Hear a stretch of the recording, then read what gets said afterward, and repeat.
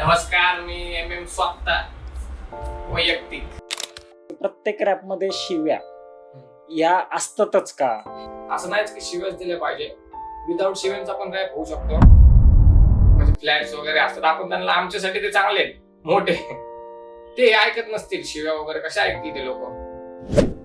माझ्या वैयक्तिक सॉंगला आता 6.8 मिलियन काहीतरी व्ह्यूज आहेत. तर 6.8 मिलियन व्ह्यूज म्हणजे हे फक्त झोपडपट्टीलेच नसणार आहेत. मला बारकाव काय करतोय तुला? माझं नाव खराब करतो का म्हणले पप्पा? माझी प्रगती बघून लोक माझ्या लांब सरकले माझ्यापासून. आणि माझी एक स्पेशल व्यक्ती आहे, ती माझ्यापासून लय पहिल्यापासून माझ्यासोबत आहे, तिचं मी नाव नाही घेणार. मला काळा जादू किंवा ते नजर लागण्याच्या याच्यावरती भरपूर विश्वास आहे. अशा वाईट काळाचा कोणी फायदा घ्यायचा प्रयत्न केलेला आहे का? भरपूर आहेत असे. लग्न किंवा काय प्रेम प्रकरण किंवा काय या गोष्टी सांगू शकता आपल्या व्ह्युअर्सला, तुमच्या फॉलोअर्सला? प्रेम प्रकरण तर आहे, आता प्रेम प्रकरण असतात सगळ्यांचे. आहे, माझं पण आहे. आणि लग्न पण लवकरच करणार आहे मी. ही माणसं असे पण आहेत की नवस पूर्ण नाही झाला म्हणून ते बदलतात. असणारच म्हणजे अशी किती भांडणे आहेत? माझ्यावर पण केसेस आहेत भांडणांचे. पण आता फॅमिलीचा विचार करून मी पण ते लाईफ सोडली, भांडण त्यांना सगळं सोडले. बरं, ते केस म्हणजे त्या चौकीपर्यंतच होत्या की त्या जेल पर्यंत पण गेलेल्या? जेल पर्यंत पण गेले, जेल पण काढले मी 18 महिने, म्हणजे 1.5 वर्ष जेलमध्ये होतो. आणि कोर्टात गेल्यानंतर मग ती कोर्टाची प्रोसेस थोडीशी जरा समजून सांगा. आता जेल म्हणजे जेलचं कसं आहे, एकदा MCR झाला, जेलमध्ये टाकलं तर ते पोलिसांच्या हातात नसतं, ते जातं कोर्टाच्या हातामध्ये. सगळे लाईनशीर असतात. जो सगळ्यात आता आलाय, आज समजा आज टाकलं त्याला बाथरूम पाशी जागा भेटते. तर ह्या गोष्टीला मानसिक त्रास देतात. तर गेटच्या आतमध्ये सगळ्यांना सोबत सोडतात आणि लाईनीत थांबून एकेकांचे कपडे काढतात आणि सगळ्यांची चेकिंग होते. माणसाची जी लायकी असते, जी इज्जत असते, ते पहिले गेटवरतीच काढतात, असं मी समजतो. जेल असं आहे ना की माणसाला जगू पण देत नाही, मरू पण देत नाही.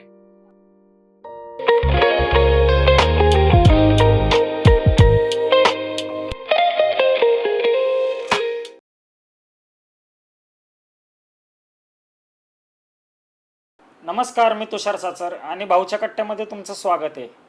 आजचा विषय थोडासा जरा वेगळा असणार आहे. आज आपल्याकडे आलेले ते एकदम भारीवाले रॅपर. त्यांची गाणी म्हणजे तुम्ही 100% ऐकलेलेच असणार आहेत. वैयक्तिक रॅपर आणि स्वतः लय काय काय म्हणू शकता तुम्ही त्यांना. तर आपल्याकडे आहेत आलेले रिअल MM.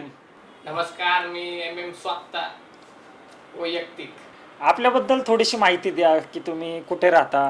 मी गुलटेकडीमध्ये राहतो, मीनाताई ठाकरे वसाहत, इस्लाम एरिया, वस्तीमध्येच राहतो.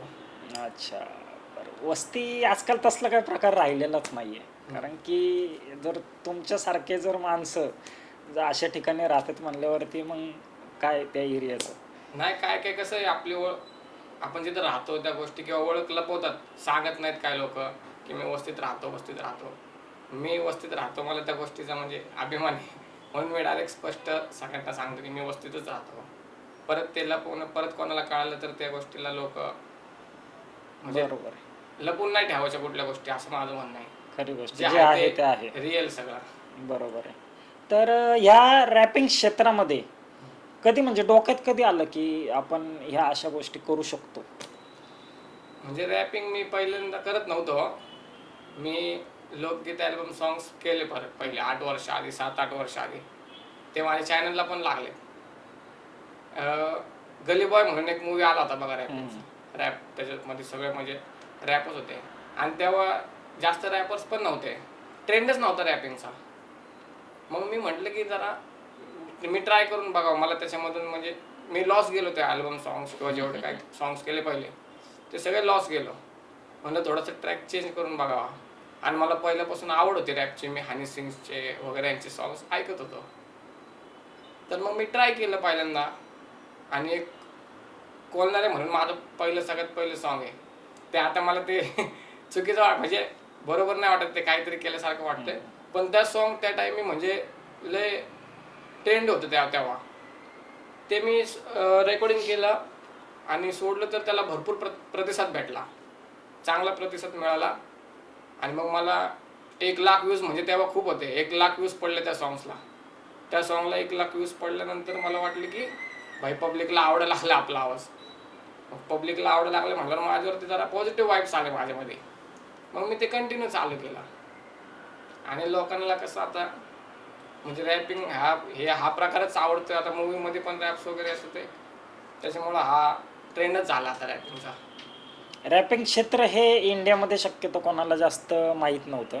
एकदम मोजकी लोक होते की त्यांना रॅप काय प्रकार आहे हे माहिती पडलेलं आहे.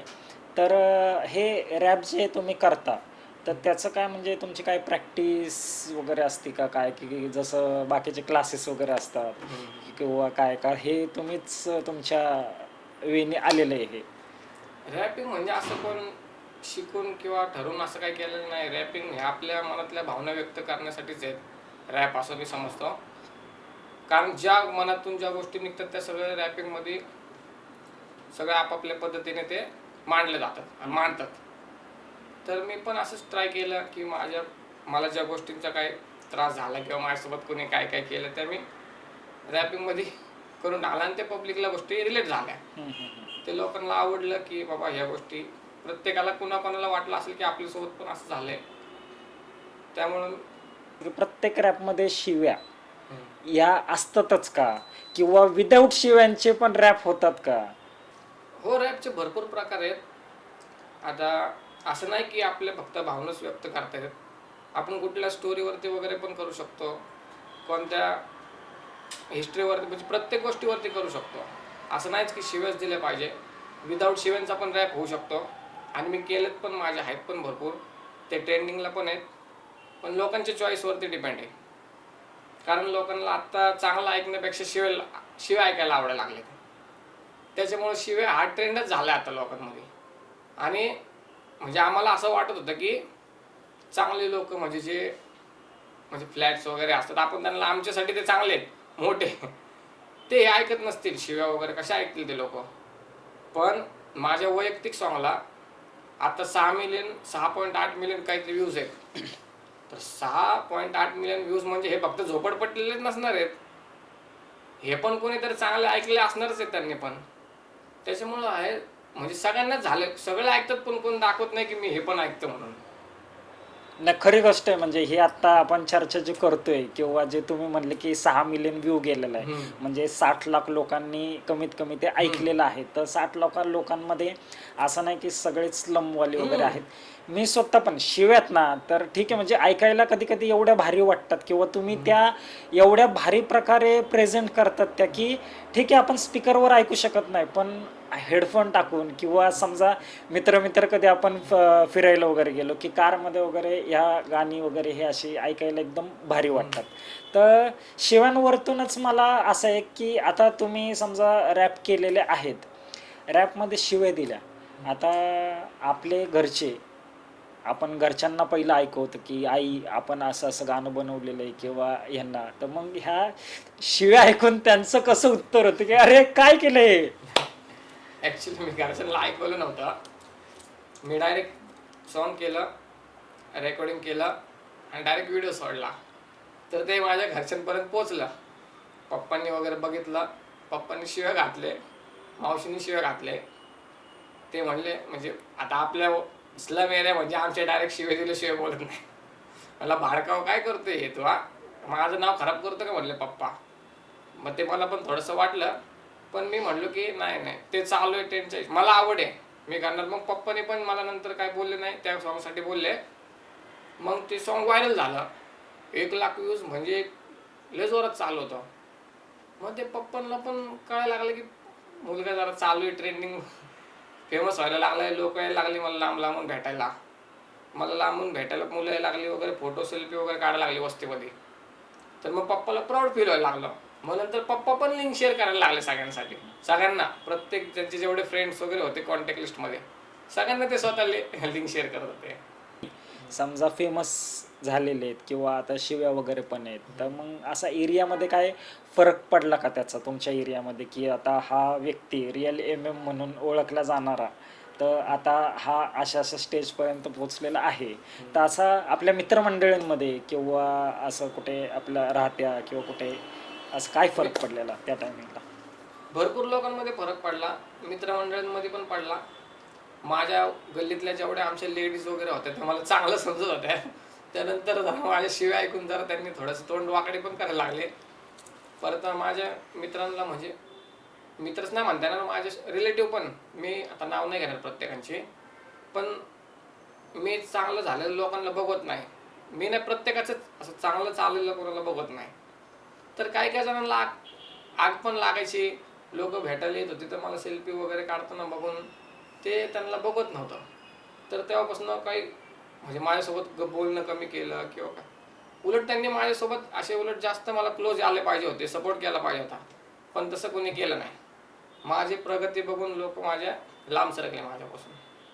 एखादा अशी गोष्ट सांगू शकता का, की आधी तो मित्र माझा चांगला होता आणि मी जेव्हा वरती जायला लागलो, जेव्हा माझी प्रसिद्धी मला भेटायला लागली, त्या टायमिंगला तो मित्र माझ्यापासून लांब गेला? पण आता नाव नाही घेऊ शकत त्यांची, किंवा ते म्हणतात ना समजण्यावाले को इशारा काफी, त्यांना तर कळूनच जाणार नाही बोलल्यावरती. पण माझे आहेत असे मित्र होते की मी त्यांना भरपूर जीव लावला होता आणि मी त्यांच्यासाठी रडलोय पण. जेव्हा ते मला सोडून गेले मला भरपूर त्रास झाला, कारण मी त्यांच्याशिवाय कोणाला जास्त क्लोज केलं नव्हतं. ते गेल्यानंतर मला त्या गोष्टीचा भरपूर त्रास झाला. तेव्हापासून मी ठरवलं की भाई मला कोणावरच विश्वास नाही. मला आत्ता पण कोणावरतीच विश्वास नाही. मी ना त्या गोष्टीपासून, ज्या लोकांनी मला सोडून गेलेत ते लोक गेल्यापासून ना मी माझं दगड मन बनवलंय. आणि मला माहिती आहे माझा स्वभाव कसा आहे, मी लगेच जीव लावतो समोरच्याला. त्यापासून आता मी लय घाबरतो प्रत्येकाला जीव लावायला. मग ते एवढे जवळचे व्यक्ती मला सोडून जाऊ शकतात, तर मला कोणावरच भरोसा नाही. कोण पण येऊन माझ्यासोबत असंच करून जाऊ शकतो, कारण मी डायरेक्ट जीव लावतो समोरच्याला. माझा स्वभाव लय वेगळा आहे. मग त्याचा फायदा घेऊन जर त्यांनी माझं हे करत असेल तर मग मी आता सावधान झाले लय. मी आता कोणावरच विश्वास ठेवत नाही. म्हणजे त्या व्यक्तींमुळं माझा कोणावरच विश्वास नाही राहिलेला आता. मला भीती वाटते समोरच्याला जीव लावताना, समोरच्याला जवळ करताना भीती वाटते, नको वाटतं आता भाई. या क्षेत्रामध्ये काम करताना असा एखादा व्यक्ती, जसं मित्र असतात आपले, की प्रत्येक गोष्ट आपण घरच्यांना सांगू शकत नाही, पण ती आपण मित्रांकडे मैत्रिणींकडे शेअर करतो. किंवा एखादा कुठलाही प्रॉब्लेम आला आपण तर घरच्यांना आपण प्रत्येक गोष्ट सांगतच नाही. आपण शेवटी मित्राला रात्री 2 वाजता पण आपण फोन करून, नाही भाऊ असं असं मॅटर झालेलं आहे वगैरे. तर तुमच्या क्षेत्रामध्ये काम जे आत्ता चालू आहे, तर त्याच्यात घरच्यांचा सपोर्ट आणि दुसऱ्या साईडला आपले मित्रमंडळींचा सपोर्ट कसा आहे, आणि कोणाचं असं नाव घेऊ शकता का तुम्ही की या मित्राने आपल्याला खूप सपोर्ट केलेला आहे? नाव घेण्यासारखं असं आत्ता पण कोणच नाहीये, कारण जेवढे पण आले ना सोबत तेवढे सगळेच गेलेत. थोड्या दिवसासाठी तेवढ्याच काळासाठी राहिले, गेले. म्हणजे माझा स्वभाव आहे ना थोडासा असा फाटका आहे. मी डायरेक्ट स्पष्ट बोलतो. समोरच्याला त्याचा राग येऊ नाही मी तो विचारच नाही करत. कारण आमच्या आई वडिलांची लहानपणापासून आम्हाला शिकवणच आहे, कुणाबद्दल कधीच मनात काही वाईट ठेवायचं नाही. जे काही ते डायरेक्ट तोंडावर स्पष्ट बोलायचं, समोरच्याला राग येऊ किंवा काय पण हो. त्या गोष्टीमुळं मला असं वाटतं की माझ्यासोबत माझे फ्रेंड्स किंवा कोण असतील माझ्यासोबत, माझी फ्रेंडशिप टिकत नाही. त्यांना माझा राग येत असेल बोलण्याचा किंवा त्यांना काही गोष्टी खटकत असतील, त्याच्यामुळं आत्तापर्यंत तरी लास्टपर्यंत माझ्यासोबत कोण टिकलेलं नाही. अच्छा. आणि घरच्यांचा सपोर्ट कसा आहे? घरच्यांचा सपोर्ट भरपूर आहे. माझ्या मम्मी पप्पा, माझी मावशी आणि माझी एक स्पेशल व्यक्ती आहे, ती माझ्यापासून लय पहिल्यापासून माझ्यासोबत आहे. तिचं मी नाव नाही घेणार, नाव का नाही घेणार, ती लय स्पेशल आहे. आणि म्हणजे मी माझी एवढी पण पर्सनल लाईफ सोशल मीडियावर शेअर नाही करत. ती लय स्पेशल व्यक्ती, कारण की मी आता बघितलं माझ्या फ्रेंड्सचे वगैरे त्यांचे रिलेशनशिप ते सोशल मीडियावरती टाकतात किंवा कपल्स फोटो वगैरे वगैरे काय असतील ते. तर मी लास्टच्या पॉडकास्टमध्ये बोललो होतो, मला काळा जादू किंवा ते नजर लागणे त्याच्यावरती भरपूर विश्वास आहे. आणि माझे फ्रेंड्स लोकांचे 6-6 महिन्यात लग्न करून डिवोर्स झाले. जे सोशल मीडियावरती ॲक्टिव्हिटी सोशल मीडियावर चांगले दाखवतात, पण ते मागं काय चालतंय काय नाही. त्याच्यामुळे मी काही गोष्टी सोशल मीडियावरती शेअर नाही करत. त्या पर्सनल थोड्या प्रायव्हेटच ठेवतो. हम्म, हम्म. पण ती व्यक्ती आहे माझ्या मागं, तिने मला भरपूर सपोर्ट केला वाईट काळात सगळ्या गोष्टी, आणि ती पुढं इन फ्युचर माझी लाईफ पार्टनर पण असू शकते. की मी स्लम एरियामध्ये राहतो किंवा आपल्या करिअरमध्ये किंवा या गोष्टींमध्ये शेवटी आयुष्य उतार चढाव हे होतच राहतात. तर आत्ता ठीक आहे की आत्ता फेम भेटलेलं आहे, 4 कामं भेटतात वगैरे. एखादा असा कुठली गोष्ट आहे की की त्या टायमिंगला आपल्याकडे काहीच नव्हतं आणि त्या टायमिंगला तुम्ही त्याच्यातून असे बाहेर पडलेले आहेत, अशी कुठली गोष्ट सांगू शकता का? म्हणजे आता पहिल्यापासून घरातले म्हणजे आपलं कमवायचं खायचं, आपल्या हातावरचं पोट होतं, त्याच्यामुळं असं काय हे नव्हतं. पैशा पाणी पण काय स्ट्रॉंग नव्हतं आम्ही. मी मी भरपूर कामं केलेत. मी कॅफेमध्ये काम, मी स्वतः भांडे वगैरे घासलेत, मी स्वतः म्हणजे भरपूर कामं केलेत. म्हणजे कामाच्या बाबतीत तर मला लाज नाही आहे. आणि आत्ता पण मला कोणतं पण काम सांगा, मी करणार आणि करतो पण. मला म्हणजे तेवढे घरच्यांची शिकवण आहे की कुठल्या कामाला लाजलं नाही पाहिजे. मग मी असे भरपूर केटरिंगची कामं केली, हमालीची पण कामं केली, भरपूर कामं केलीत मी. तर ह्या सगळ्या गोष्टींचे मला कोणी सपोर्ट नाही केला. आत्ता मी रॅपर बघतोय, त्यांना भरपूर सपोर्ट आहेत. मी माझ्या स्वतःच्या जीवावरती आहे. माझे आई वडील, त्यांची पण फायनान्शियली तेवढी कॅपॅसिटी नव्हती की मला मदत कराल की भाऊ. आता तुम्हाला तर माहिती आहे व्हिडिओला शूटला किती खर्च जातो. हो, खरं. तेवढे ते कॅपेबल नव्हते. मी माझे स्वतः कष्ट करून पैसे जमा करून मी माझे व्हिडिओ शूट सॉंग्स वगैरे केले. अशा वाईट काळाचा कोणी फायदा घ्यायचा प्रयत्न केलेला आहे का? भरपूर आहेत असे. आता मी 8 वर्ष झालं इंडस्ट्री बघतोय, फिल्म इंडस्ट्री सगळी बघतोय, मी सगळी बघितली. मी लय डीपमध्ये जाऊन लय खाली माझे सॉंग्स चॅनलला लागतात. त्याच्यामुळे माझे पण थोडेफार कॉन्टॅक्ट आहेत चांगले. आत्ता, पहिले नव्हतं पण आता आहे चांगले. तर मी बघितलेत असे आश्वासन देणारे भरपूर आहेत. आणि माझ्याकडून सॉंग्स लिहून घेतलेत, नंतर लिहून ऐकून वगैरे नंतर परत काम कॅन्सल पण झालेले आहेत. त्या लोकांनी असं आणि माझा फायदा माझ्यासोबत राहून, माझ्याकडून शिकून, माझी ओळख घेऊन पण फायदा घेऊन मला सोडून गेलेत. अशी पण लोक भरपूर भेटली मला. फायदा घेणारच, ह्या आपल्या इंडस्ट्रीमध्ये तर फायदा घेऊन जाणारे लोक भरपूर भेटतात. मगाचा जसा माझा प्रश्न होता की रॅपिंगमध्ये तुम्ही शिव्या घालता की अरे काय शिव्या घालतोय तो किंवा काय, किंवा एखाद्या मैत्रिणीने गाणं ऐकलं की त्याच्यानंतर तिचं म्हणणं कसं होतं? मला आला 1-2 मैत्रिणींचा फोन की शिव्या नको देऊ किंवा काय.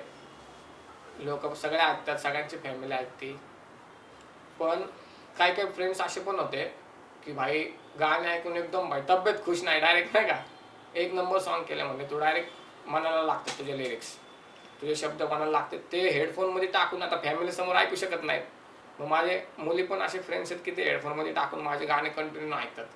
आता ह्या क्षेत्राबरोबर म्हणजे जसे तुम्ही रॅपर आहेत, रॅप लिहिता पण, स्वतः गाता वगैरे पण, किंवा बाहेर आपल्या आता चांगल्या चांगल्या चॅनल्सला तुमचे रॅप आहेत, तर हे आता फुल टाईम हेच करणार आहेत का अजून काही डोक्यामध्ये आहे की आता आपण हे धरून पण एखादा बिझनेस करूयात, किंवा एखादा असं कुठला बिझनेस केलेला आहे का काय?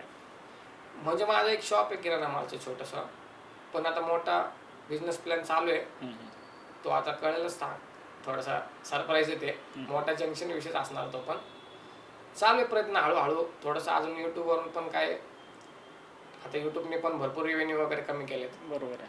त्याच्यामुळे त्याच्यावरतीच चालून भागणार नाही. तर बिझनेसचा प्लॅन तर केलाच पाहिजे आणि करणारच आहे मी.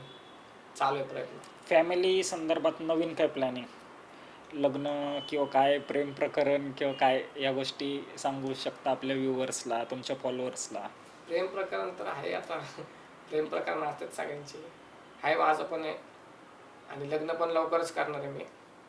मग ते काय मी ते आता प्रायव्हेट बरं ठीक आहे. नाही नाही, असं नाहीये की मी विचारतोय की नाव सांगा वगैरे, पण तिकडून पूर्ण सपोर्ट आहे का? सगळं पूर्ण सपोर्ट, सगळ्या गोष्टी माहिती आहे, काही लपून नाही किंवा काही नाही वगैरे, सगळं एकदम सगळं ओके एकदम आहे? व्यवस्थित आहे. सगळं माझ्या पण घरच्यांना माहिती आहे, तिच्या पण घरच्यांना माहिती आहे, सगळं व्यवस्थित आहे.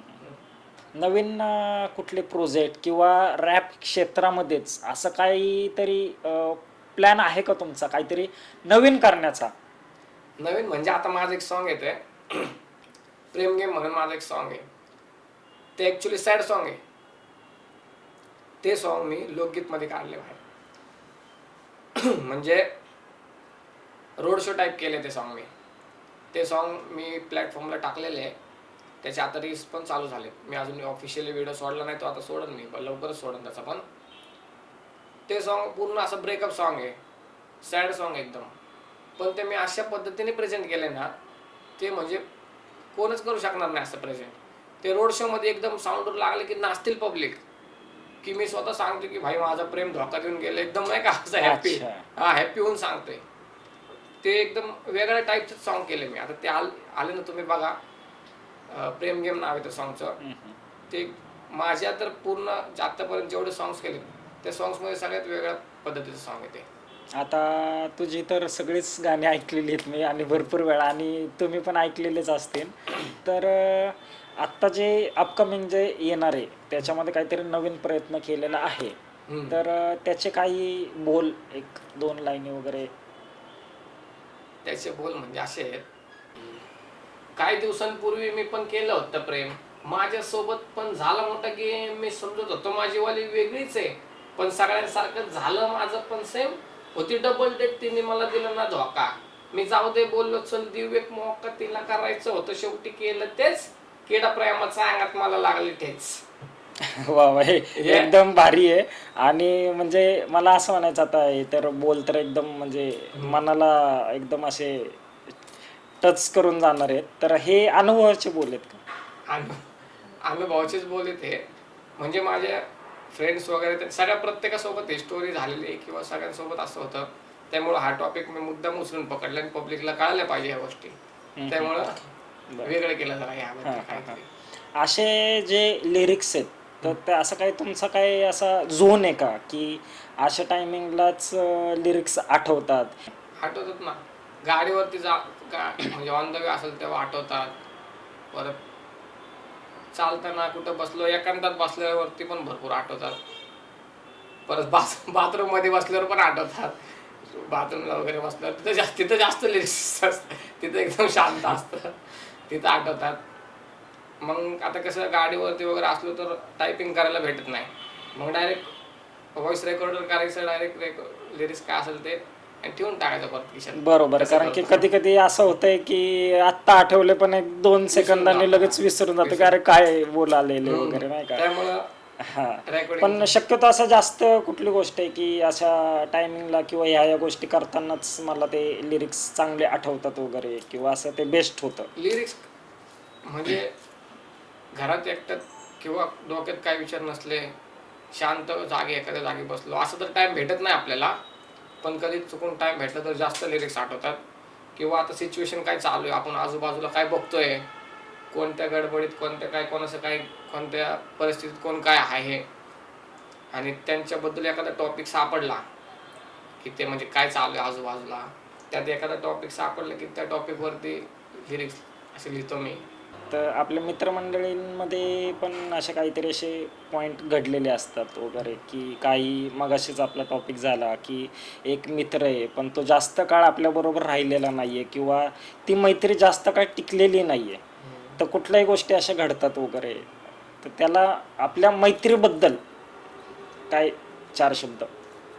मैत्रीचा विषय कसा आहे, आता भरपूर आहेत, मैत्री जास्त तर चांगल्या वेळेतच येते. मी ह्याच्या आधीच्या पॉडकास्टमध्ये पण बोललेलो आहे की माणसं असे पण आहेत की नवस पूर्ण नाही झाला म्हणून देव बदलतात, की एखाद्या देवाने नवस पूर्ण नाही केलं तर दुसऱ्या देवापाशी जाऊन देव बदलतात. आणि आपण तर माणसं आहे, आपलं तर असंच सोडून टाकते.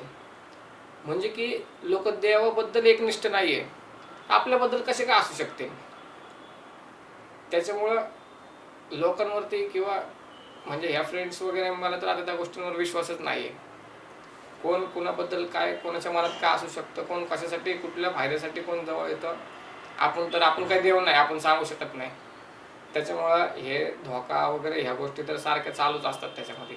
आता एक लुक वाईज की एक गाणं, तुमचे जे 4-5 लाईन आहेत एकदम टॉप ट्रेंडला गेल्या होत्या, की कलरवरतून, की त्या गाण्यामधले शब्द आहेत, बोल आहेत, ते म्हणजे प्रत्येकाला माहिती असणार आहेत. मग तो स्लम मधला असो, नाही तर मग एकदम मिलेनियर बिलेनियर असू देत, ते शब्द त्यांनी ऐकलेलेच असणार आहेत, की खानदानी कलर. हा त्याचे बोल आहेत ते पण मला ऐकायचे आहेत आणि ते तुम्ही पण ऐकून मग तुम्हाला कळेल की हा व्यक्ती तोच आहे आणि हे बोल त्यांचेच आहेत. आता प्रत्येकाला एका कलरवरती किंवा कोणत्या पण कोण लांगडा असो कोण पांगळा असो त्याच्यावरती त्यांना हे करतात, नाव ठेवतात की अरे हा लांगडा आहे, हा काळा आहे, हा असं. आता आता इंग्रज लोकांना पण आपण त्यांना काय म्हणून ओळखतो, अरे गोरे गोरे. त्या तर काळा ह्या गोष्टीला लोक लय हे करतात, तोंड मारून बोलल्यासारखं बोलतात की हा काळा आहे ना, किती काळा आहे, हा किती काळा काळा असं. मग मी त्याच्यावरती म्हणलं राव लय काळा म्हणजे, मग मी त्याच्यावरती सॉन्ग लिहिलं पाहिजे की जेणेकरून ते लोक तेच उचलून पकडतील, तेच ट्रेंड बनलं पाहिजे. मग मी त्या काळ्या कलरवरती असे लिरिक्स लिहिले की अरे खानदनी कलर आहे मी दिसायला काळा, ना आधी लागू नको माझ्यात तू बाळा, फुकटची फुगी रिबन कर भाऊ तुझं पत्र्याचं घर आहे आणि लाकडाचं माळा. अशा पद्धतीने मी ते लिरिक्स लिहिले आणि ते एवढे व्हायरल झाले की ते म्हणजे पब्लिकला प्रत्येक जण जो काळा मुलगा आहे तो स्वतःला तो त्या जागी ठेवून बघायला लागला. त्याच्यावरती भरपूर रील्स करायला लागले. जो मुलगा किंवा जी मुलगी काळी नाहीये ते बरोबर पण आहे. रील्स मी करायला तेच लागले. तेच म्हणणार होतो मी की जो एकदम गोरा आहे हा, तो पण त्या रील बनवून हे करत होता, त्या Reel गाण्यावरती रील्स बनवलेले आहेत. म्हणजे ते एवढं ट्रेंडिंगचा विषय बनला तो की तो काळाच नाही, ते गोऱ्या लोकांनी पण गोऱ्या मुलींनी पण ते रील्स बनवले आणि बरोबर. 5.5 लाख रील्स झाले त्या सॉन्ग वरती. मस्त. म्हणजे तो ट्रेंडच झाला. मग आता जे तोंड मारत होते की हा काळ आहे किंवा हा काळ आहे, स्वतःला ब्लेम करत होते की राव मी काळ आहे, ते आता असं छाती ठोकून बोलू शकतात की खानदानी कलर रे मी दिसायला काळा, ना आधी लागू नको माझे तू बाळ, असं आता कॉलर टाईट करून असं बोलतात. म्हणजे त्यांना आता म्हणजे ते जे तोंड मारून बोलत होते ते कोणच नाही, कोण बोललंच समजा की हा काळ आहे, अरे भाई डायरेक्ट गाणं बोलतात, खानदानी कलर रे मी दिसायला काळा. आणि तो आता म्हणजे प्रत्येकाच्या लहान मुलापासून ते मोठ्या म्हणजे आमच्या इथं म्हातारे असो किंवा कोणते, प्रत्येकाच्या तोंडात ते शब्द आहेत. आता मी वस्तीतून जाताना येताना लहान लहान मुलं माझ्या समोर ते गाणं म्हणतात आणि तो ट्रेंडच झाला आता. म्हणजे एक त्या ओळख गाण्यामुळे त्या गाण्याने पण निर्माण चांगली झाली. बरोबर, त्या गाण्याने मला एक वेगळी ओळख भेटली. आणि ते गाणं असं आहे की ते अमरण आहे, ते म्हणजे संपूच नाही शकत ते गाणं कधी. याच्याकडे लय पैसा आहे मग त्याला जास्त किंमत, याच्याकडे कमी आहे मग त्याला जरा कमी किंमत. अशा कुठल्या गोष्टी घडलेल्या आहेत का तुमच्या बरोबर? झालंय, भरपूर गोष्टी जसं झाल्या. मी भरपूर लेवल सोबत पण मीटिंग केल्यात. आता त्यांनी माझ्या राहण्यामान्यावरतून पण मीटिंग कॅन्सल, म्हणजे माझे प्रोजेक्ट कॅन्सल झाले. कारण आता राहण्यामान्यावरून कळतं, आता लोक पण म्हणतात की, आणि स्लम एरियातलं मी ओळख सांगतो डायरेक्ट. मी पहिल्या स्टार्टिंगला पासून सांगितली की स्लम एरियातला असल्यामुळे लोकांचा दृष्टिकोन चेंज होतो की हा वस्तीत झोपडपट्टीतला हा काय करणार हा, असं. त्याच्यामुळे माझे कामं भरपूर रिजेक्ट झालं. आणि आता मला लेबलचे फोन पण येतात, मला मागतात पण गाणे. आता मी कोणाला मुद्दाम गाणे देत नाही. मी माझं स्वतःचं चॅनल आहे, माझ्या स्वतःच्या चॅनलवरती मी करून सोडतो, पण मी लेबलसोबत काम करत नाही देत आता मी कोणाला. आणि माझ्या कलरवरती पण बोललेत, माझ्या राहण्यामान्यावरून बोललेत. आता असते प्रत्येकाची चॉईस वेगळी. मी जसा आहे तसा आहे भाई, पटलं तर या नाही तर सोडून द्या, मी असा स्वभाव ठेवला. एखादी स्टोरी सांगू शकता का अशी की अशी गोष्ट घडलेली आणि त्या टायमिंगला मग असं कलरमुळे रिजेक्ट झालो मी किंवा पैसे नाहीत म्हणून मी, अशी एखादी स्टोरी जी रिअल मध्ये घडलेली आहे तुमच्या? कलरवरून झालंय असं, प्रोजेक्टचं काय झालं नाही.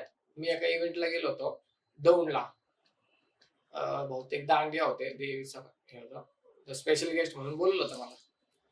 तुम्ही गेलो होतो आणि तर मी ऐकलं की कलरवरून किंवा राहण्यामान्यावरून किंवा कोणतरी असं बोललं, मी ऐकलं. ते काय टॉपिक कलरवरूनच होतं बहुतेक मला, की हा किती काळ आहे हा. आणि गाण्यामध्ये कसं आपला थोडासा मेकअप वगैरे असतो त्याच्यामुळं. आणि आता तर जास्त मोस्टली मी मेकअप विदाऊट मेकअपच सॉन्ग करतो सगळे. म्हणजे जे आहे ते आहे, रिअल, सगळं रिअलच पाहिजे मला. मी जास्त मेकअप नाही लावतच नाही मेकअप मी जास्त. जरी ते म्हणले की गरज आहे तर मी फक्त वरच्या वरती टचअप करायला सांगतो, बाकी जास्त ते थापत नाही, ते नाही करत. तर मग तिथं कलरवरती मला 2 मुली मी बघितल्या, म्हणजे ऐकायला येतं आपल्याला हळूच बोललेलं पण कधी कधी. तर मी ऐकले की किती काळ आहे हा. मग त्याच्यावर ना या सगळ्या गोष्टी हे मग ते जरा कुठेतरी लागलं होतं. मग हे खानदानी कलर आहे वगैरे त्याच्यावर ते सगळ्या गोष्टींचा विचार करून मग हे लिरिक्स लिहिले. वाईट कमेंट केल्यानंतर त्याला कुठल्या दृष्टिकोनाने तुम्ही बघता, किंवा त्या वाईट कमेंटला धरून तुमच्यावर काय फरक पडतो का, काय चेंजेस होतो का, किंवा तुम्ही त्या वाईट कमेंटला फेस कसं करता? वाईट कमेंट्सला म्हणजे माझी इच्छा होते त्यांना रिप्लाय द्यावा, त्यांना उत्तर द्यावं, पण कसं आहे, मी त्यांना उत्तर दिलं तर मग त्यांच्या जर माझ्यात फरकच नाही राहणार. ते मला नाव ठेवतात, मी त्यांना नाव ठेवतोय म्हणल्यावर त्यात काय अर्थच नाही. त्याच्यामुळे मी ते बोलतात तर बोलू दे, उलट मी त्याच्यामधनं कुठंतरी माझी चूक आहेच का खरंच, की हे तो जी कमेंट करतोय ते बरोबर बोलतोय का चुकीचं आहे. हेटर्सच आहेत, कोण नाही जास्त आपल्या जवळचेच असणार, कोणतरी फेक आयडी वरून करणार, फेक आयडी ओपन करणार आणि कमेंट टाकणार. बाकीच्या लोकांना त्यांची त्यांची कामं धंदे पाडलेले आहेत. हे जे कमेंट करणारे असणार ते आपल्यातलंच कोणतरी असणार जवळपासचं. त्याच्यामुळे मी त्यांच्यावर लक्ष देत नाही आणि मी सोडून टाकतो त्यांना, नाही लक्ष देत बसत मी त्या गोष्टीवरती. जेव्हा फेम भेटला, आपली गाणी प्रसिद्ध होत आहेत भरपूर, तर लोक ऑब्विसली काहीतरी सेल्फी काढायची, मला तुमची गाणी खूप आवडतात, एखादा फॅन येतो. गेले मी भरपूर जागे असं झालेलं आहे. माझं राहणं साधं सिंपल असल्यामुळं म्हणजे मी कधी कधी स्वतःला हे करतो, मला ओळखतात आता मला चेहऱ्याने लगेच ओळखतात. मी कुठं मित्रांसोबत फ्रेंड सोबत चहा वगैरे प्यायला जातो, चहा प्यायला किंवा कोणत्या हॉटेलला जेवण वगैरे करायला फॅमिली सोबत जातो, मला ओळखतात. पण माझं राहणं वगैरे साधं असल्यामुळे मला कधी कधी वाटतं की अरे नाही का, फोटो वगैरे काढायला मी त्यांना नाही म्हणतो. म्हणजे एक तो ऍटिट्यूड नाहीये, पण माझं राहणं साधं असल्यामुळं आणि हे सोशल मीडियावरती सगळ्या गोष्टी पोस्ट होणार, त्याच्यामुळे आता मला म्हणजे मास्क वगैरे लावून फिरायची वेळ आली. मी आता चेहरा वगैरे लपवूनच जास्त करून तर जातो, कारण आता सिग्नलला थांबले. एक माझ्यासोबत किस्सा आहे. मी टू व्हीलर वर चाललो होतो आणि 2 टू व्हीलर माझ्या मागे येत होते आणि मी म्हणलं अरे मी आता वस्तीतले म्हणजे ते आहेत थोडेफार भांडण तंडण वगैरे. मी म्हणलं हे ट्रिपल सीट 2 जण माझ्या मागे येत होते, मी आरशात बघतोय ऍक्टिव्ह होती, मी पळवतोय गाडी, हे पण पळायला लागलेत माझ्या मागं. मी म्हणलं अरे हे माझ्या मागं काय यायला लागलेत. मी जरा थोडी मला धासकी बसली की काय घडाय नको आता, आमचे म्हणजे वस्तीत सारखे भांडण तंडण चालूच आहेत आमच्या इथं. मी म्हणलं काय तसं काय घडाय नको. मी पळवतोय, ते पण माझ्या मागे पळत होते आणि मी थांबलोय का सिग्नलला थांबलो, एक राईट साईडला एक लेफ्ट साईडला, असे 2 जण माझ्या शेजारी येऊन थांबले आणि मी म्हणजे तोंडाला वगैरे काय नव्हतं, मास्क वगैरे काहीच नव्हतं, असंच होतं. मग मी दोघांकडे बघितलं. लेफ्ट साईडला एक जण म्हणला भाई तू एमएम आहे का? मी म्हणलं हा. नर्वस होऊन म्हणलं असं हा. तो म्हणला अरे भाई साईडला घे, मला फोटो काढायचा आहे. मी म्हणलो अरे भाऊ काय तू पाडून टाकले सगळे, म्हणलो तिथून एवढं लांब कशाला मागं आला, तिथंच थांबायचं ना, साईडला घे भाऊ म्हणून, आम्हाला फोटो काढायचा आहे. किती घाबरलो म्हणतो मी अरे. मग तिथून ते आम्ही सिग्नल सुटला, साईडला घेतलं आणि तिथं सेल्फी वगैरे काढले त्यांच्यासोबत. ते एक म्हणजे भारी वाटतं. तेव्हा माझी आई मला म्हणायची की आपले काम नाहीये. आता मी त्या 8 वर्षानंतर मला माझ्यासोबत सेल्फी वगैरे काढतात, मला त्या गोष्टीचं एक प्राऊड फील होतं. आता माझ्या कष्टाचं फळ कुठेतरी भेटलं आणि भेटते पण. फॅन्स जे असतात वगैरे, तर त्याला किती म्हणजे रिप्लाय देतात का तुम्ही, किंवा असं एखाद्याने सेल्फी वगैरे काढला तर तो मेन्शन करतो, मेन्शन बॅक वगैरे देणं, अशा काही गोष्टी तुम्ही करता का? माझे जेवढे पण रील्स बनले ते ना माझ्या सॉंग्सवरती, माझ्या सगळ्यांच्या रील्सला कमेंट आहे. भले त्याला 10 फॉलोअर्स असो, 20 असो, 10 लाख असो, ज्यांनी माझ्या सॉंग्सवर रील केले सगळ्यांना माझे कमेंट आहे. कसे म्हणजे कोणते ना कोणतं कमेंट आहे आणि मेन्शन बॅक तर मी प्रत्येकाला देतो. हा हेटर्स पण आहेत, ते पण काही गोष्टी खराब मेसेज वगैरे करतात, शिव्या घालतात, काय घालतात, पण ते काय ते हाती चले बाजार कुत्ते भोके हजार कशातलाच प्रकार आहे. त्यामुळे मी त्यांच्याकडे लक्ष नाही घालत, पण मी प्रत्येकाला रिप्लाय देतो. आणि कधी तुम्ही पण चेक करू शकता, माझे प्रत्येक जेवढे पण सॉंग्स वरती माझे रील्स आहेत, मग ते लहान मुलांपासून ते वयस्कर लोकांपर्यंत सगळ्यांच्या व्हिडिओला मी कमेंट करून सगळ्यांना रिप्लाय देतो. ती एक गोष्ट सगळ्यांना आवडते माझी. जसं आता हा जो आपला टॉपिक चाललेला, त्या टॉपिक मध्येच म्हणले की तुमचे माग ते फॉलो करतायत, 2 गाड्या आले वगैरे, परत स्लम एरिया आहे तर भांडणं वगैरे ही असणारच वगैरे. तर मला असं विचारायचं आहे की ही भांडणं असणारच, म्हणजे अशी किती भांडणं आहेत किंवा त्या भांडणातून कधी कुठल्या मोठ्या गोष्टी घडलेल्या आहेत का? घडलेल्या गोष्टी भरपूर भांडण झालेले आहेत. भरपूर गोष्टी झाल्यात भांडण तर आहे. माझ्यावर पण केसेस आहेत भांडणचे.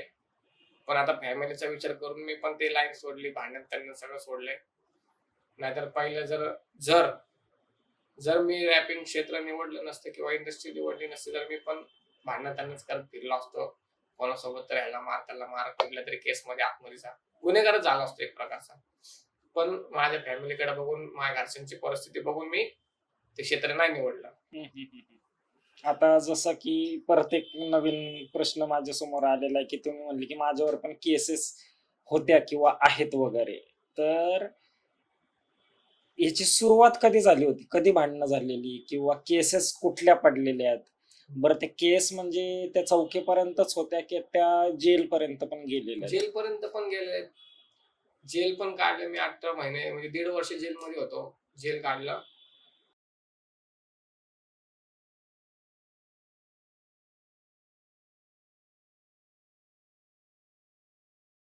एक एक करून सगळे नील केलेत. आता असतील 1-2 काहीतरी. त्या पण होतीलच लवकर.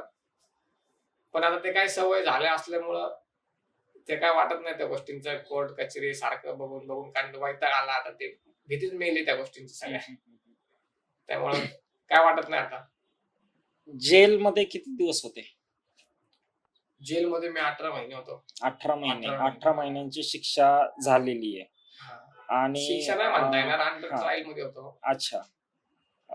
तर ह्या ज्या कोर्टमध्ये केस चालू होते तुमच्या, जसं की 8-9 केसेस वगैरे आहेत, तर केस कोर्टामध्ये आहे म्हणल्यावर फायनान्शियली सपोर्ट हा लागतोच. लागतो. त्याला फेस कसं केलेलं आहे? ह्या गोष्टी ना पप्पांनी आणि माझ्या मम्मीने भरपूर लोकांना मदत मागितली. कारण तेव्हा आम्ही फायनान्शियली तेवढं स्ट्रॉंग नव्हतो. भरपूर लोकांना मदत मागितली. कोणी केली, कोणी नाही केली. नाही तर जास्तच. या गोष्टीसाठी कोणी मदत नाही करत. मग ते नगरसेवक, आमदार, खासदार सगळ्यांपर्यंत गेले. मला येऊन सांगितलं पण. म्हणजे जेव्हा मुलाखत होती ती, तेव्हा माझी फॅमिली बोलली की अरे मी पप्पा सांगत होते की मी ह्याच्याकडे गेलो, त्याच्याकडे गेलो, पण कोणी मदत नाही केली. मग पप्पांनी शेवटी लोन मारले. 2-3 लोन करून पैसे एकत्र जमा करून मग ते वकिलाला फीस दे, ह्याला फीस दे. माझा आत्याचा मुलगा आहे एक, त्या आत्याच्या मुलाकडून एक लोन करून घेतलं. असे लोन करून करून ते आम्हाला वकिलाला फीस दे, ह्याला फीस दे, त्याला फीस दे करून आणि ते लोन अजून आम्ही फेडतोयच आहे. अजून काही नील झालेलं नाही, फेडतोच आहे. तर पण असं कोणी असं की सपोर्ट नाही केलं की जाऊ दे भाई, आपल्या जवळचा व्यक्ती कोणतरी गेला किंवा आपलंच कोणतरी. सगळे आपल्या घरचेच असतात. आपलं कोण कोण कोणाचं नसतं. आपल्या घरचेच आपले असतात. आणि मला त्यांनीच काढले. त्यांचे लय उपकार आहेत माझ्यावर. आणि ते उपकार तर भाई म्हणजे ते कधी मरेपर्यंत फेडू नाही शकत. माझ्या आत्याच्या मुलाचे किंवा मम्मी पप्पाचे तर काय ते. जेलचा जो हा टॉपिक आहे, हा पण आपल्या भाऊच्या कट्ट्यावरती ह्याच्या आधी कधी झालेला नाहीये. की भाऊच्या कट्ट्यावरती सगळेच सेलिब्रिटी आहेत की जे लोक भरपूर ओळखतात, त्यांना फॉलो करतात, अशा लोकांचे पॉडकास्ट आपण घेतो.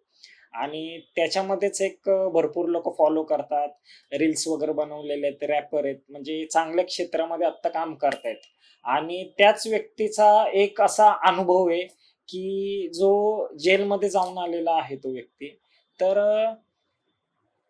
एक छोटासा अनुभव, म्हणजे फक्त चौकीचाच मला फक्त सांगा. तो अनुभव लय म्हणजे एक नंबर चांगला अनुभव आहे तो. पोलीस घरी आले होते, सिव्हिल ड्रेस वरती होते. आम्ही काय त्यांना ओळखलं नाही. ते म्हणले चला तुम्हाला पोलीस चौकीत बोलवलंय आणि लगेच सोडतो म्हणले. काम म्हणले चला सोडतो. गेलो. कारण ह्याच्या आधी पण 1-2 वेळा नेलं होतं. ते गाण्यामध्ये शिव्या होते वगैरे, 2 पट्टे मारून, 2-3 पट्टे मारून सोडून देत होते. मला पण वाटलं ते तसंच असेल काहीतरी. गेलो तर मला त्यांनी लॉकअपला बंद केला. लॉकअपला बंद केल्यावरती मी बघितलं की 2-3 लेडीज कॉन्स्टेबल होते, परत पोलीस होते 2-3 स्टार वाले. त्यांनी पहिलेच माझे गाणे बघितले होते. तर त्यांनी मला समोर बघितल्यावरती म्हणले की नाही, म्हणजे काही काही जणांना वाटले की हा नाही त्यातला. मग मी जेव्हा मला 6 दिवस लॉकअप होता, मी मी रोज जायचो, म्हणजे लॉकअप आणि हे कोर्ट म्हणजे ह्याचं एक लॉकअप असतं, चौकीचं एक लॉकअप असतं आणि फरसखाना आपला दगडूशेठच्या बॅक साईडचा, ते एक वेगळं लॉकअप असतं. म्हणजे इथं पण ठेवतात आणि इथं पण ठेवतात असं. आणि आम्हाला, मी गुलटेकडीत राहत असल्यामुळे आम्हाला स्वारगेट पोलीस चौकी पडते, तर इथं आणि तिथं असं दोन्ही साईडला ठेवतात. तर पोलिस म्हणजे असे पण होते की काय काय जण माझ्या समोर ऐकत होते, माझं सॉंग ऐकत बसत होते माझ्या समोर. म्हणजे त्यांना पण माझ्या सॉंगची आवड होती आणि त्यांनी भरपूर सपोर्ट केला मला.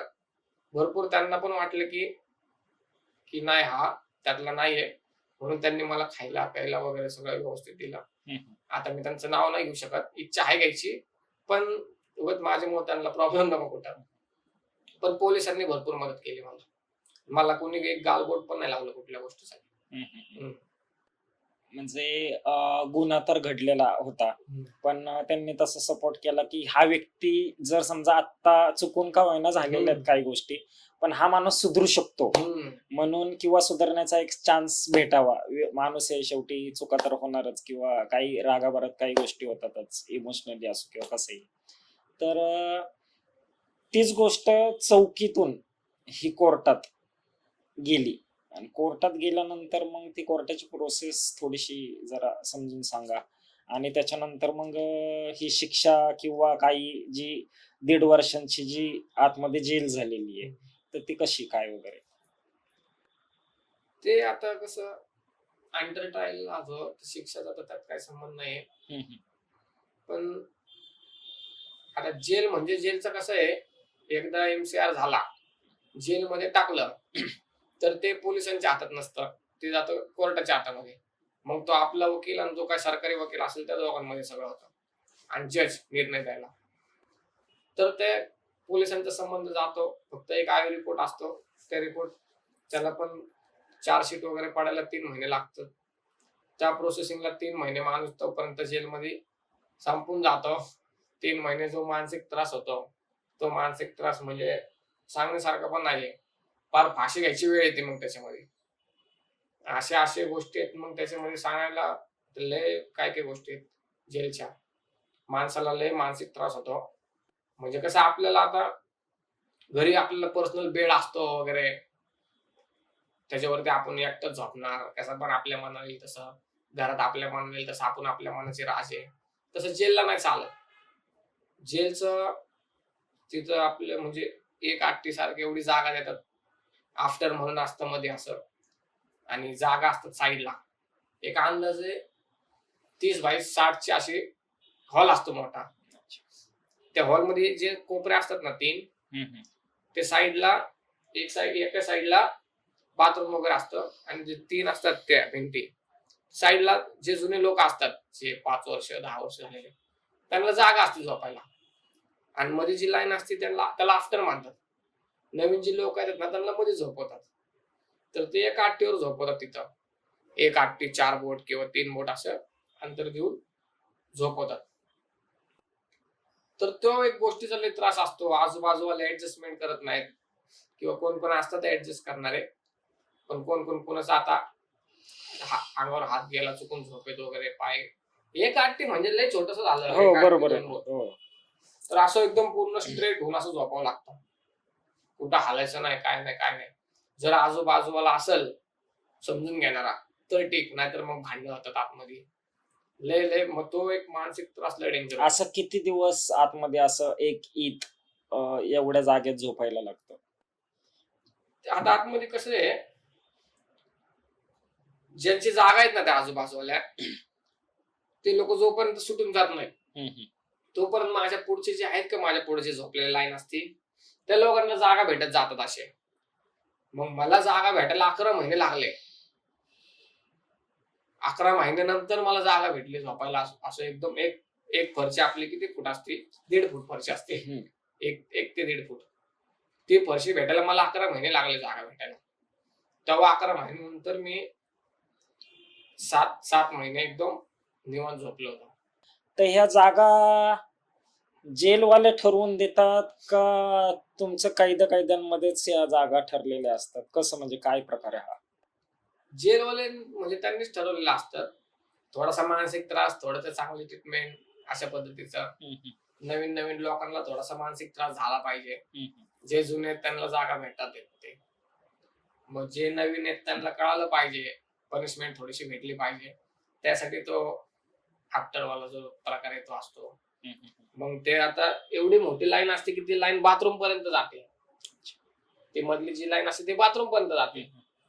तर ती ज्या लाईनीपासून जे आहे ना ते जुने झालेला असतो. आता आज आलाय तो काल, असे सगळे लाईनशीर असतात. जो सगळ्यात आता आलाय आज, समजा आज टाकलं त्याला बाथरूम पाशी जागा भेटते. तर ह्या गोष्टीला मानसिक त्रास देतात. आणि त्याला म्हणतात की बाथरूम पाशी झोपवलं, बाथरूम मध्ये झोपवलं, बाथरूम पाशी झोपवतात. ही गोष्ट आहे ती.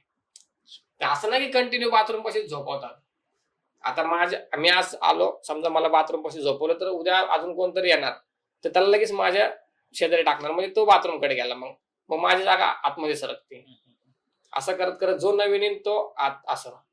तर जेलमध्ये जायच्या टायमिंगला मी असं भरपूर पिक्चर मध्ये बघितलेलं आहे, मराठी हिंदी किंवा कोणतेही वगैरे, की असं दाखवतात की एंट्री करायच्या टायमिंगला सगळे कपडे काढ, आणि ते काढल्यानंतर काही गोष्टी अशा घडतात का की सगळ्यांसमोर असे कपडे काढायला लावतात आणि काढल्यानंतर काय मारहाण वगैरे होती का, किंवा काय असं काय गोष्टी घडतात का?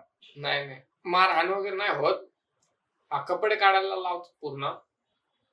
आणि सगळ्यांसमोर म्हणजे आता जेलमध्ये एंटर झाल्यानंतर एकच एंट्री नाही होत. जे बाकीचे पण जे लोक असतात ते वेटिंगला असतात, असे लाईनशीर थांबवलेले असतात. तर गेटच्या आतमध्ये सगळ्यांना सोबत सोडतात आणि लाईनीत थांबून एकेकांचे कपडे काढतात आणि सगळ्यांची चेकिंग होते. तर म्हणजे मी जसा विचार करतोय ना, माणसाची जी लायकी असते, जी इज्जत असते, ते पहिले गेटवरतीच काढतात असं मी समजतो. पहिलं अख्खं ओपन करून तिथंच माणसाची इज्जत जी आहे ती सगळी काढली जाते. मग जेलमध्ये टाकलं जातं. मग तिथं कुठला पैसेवाला चालत नाही, कुठला कोण म्हणजे किती पण मोठा असो, किती पण व्हीआयपी असो, गँगस्टर असो, कुठला भाई रुस्तम पटेल कोण पण असो, कुणाला अशी स्पेशल ट्रीटमेंट नाही आतमध्ये. जे सगळे बाकीचे नॉर्मल कैदी आहेत सगळ्यांना तशी ट्रीटमेंट आतमध्ये. असं कुणाला काही स्पेशल नाही. अख्खे कपडे म्हणजे सगळेच पूर्ण डायरेक्ट ओपन, अंडरवेअर पण नसते, पूर्ण ओपन करतात, चेक करतात कुठं कुठं काय काय.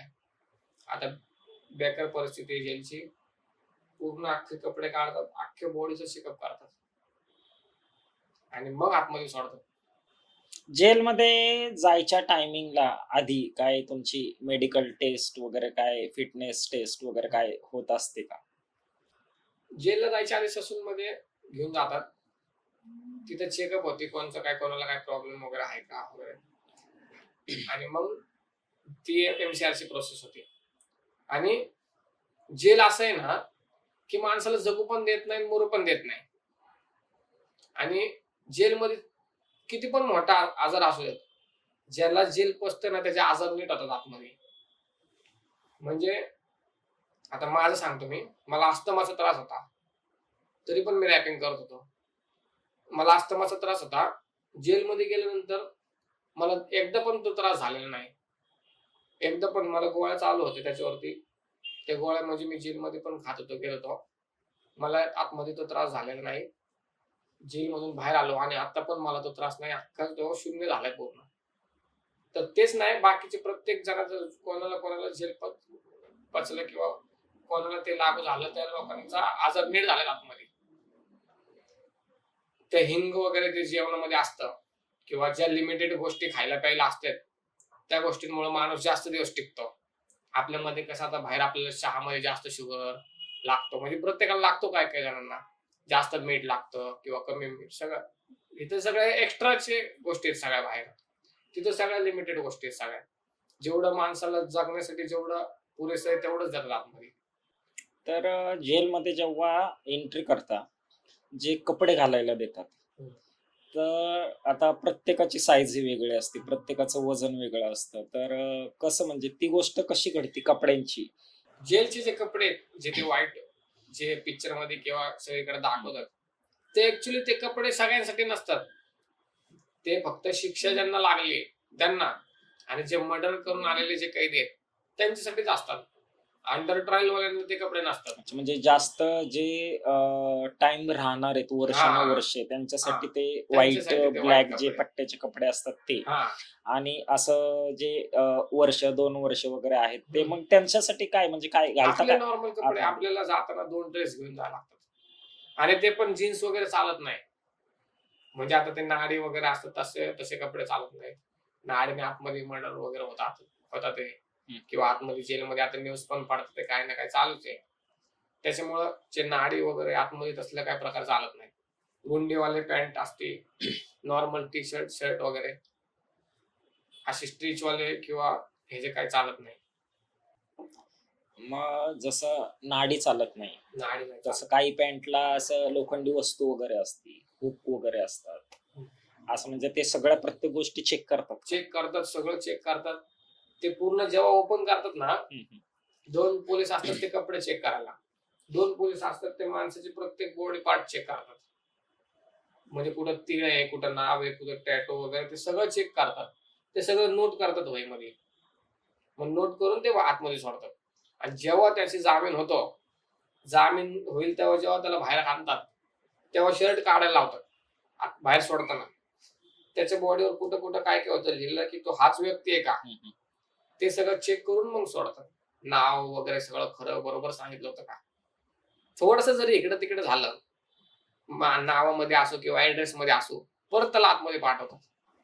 अच्छा, म्हणजे फोटोज वगैरे त्या टायमिंगला काढतात का फोटो काढतात. पूर्ण आतमध्ये जसे जाताना टीव्ही फोटो मध्ये दाखवतात की काढतात हातामध्ये एक बोर्ड ठेवलेला आहे आणि ते बोर्ड असा धरून मग लेफ्ट राईट फ्रंट वगैरे असे फोटोज वगैरे हे आहे का रिअल काढतात मध्ये काढतात वगैरे? काढतात. अच्छा.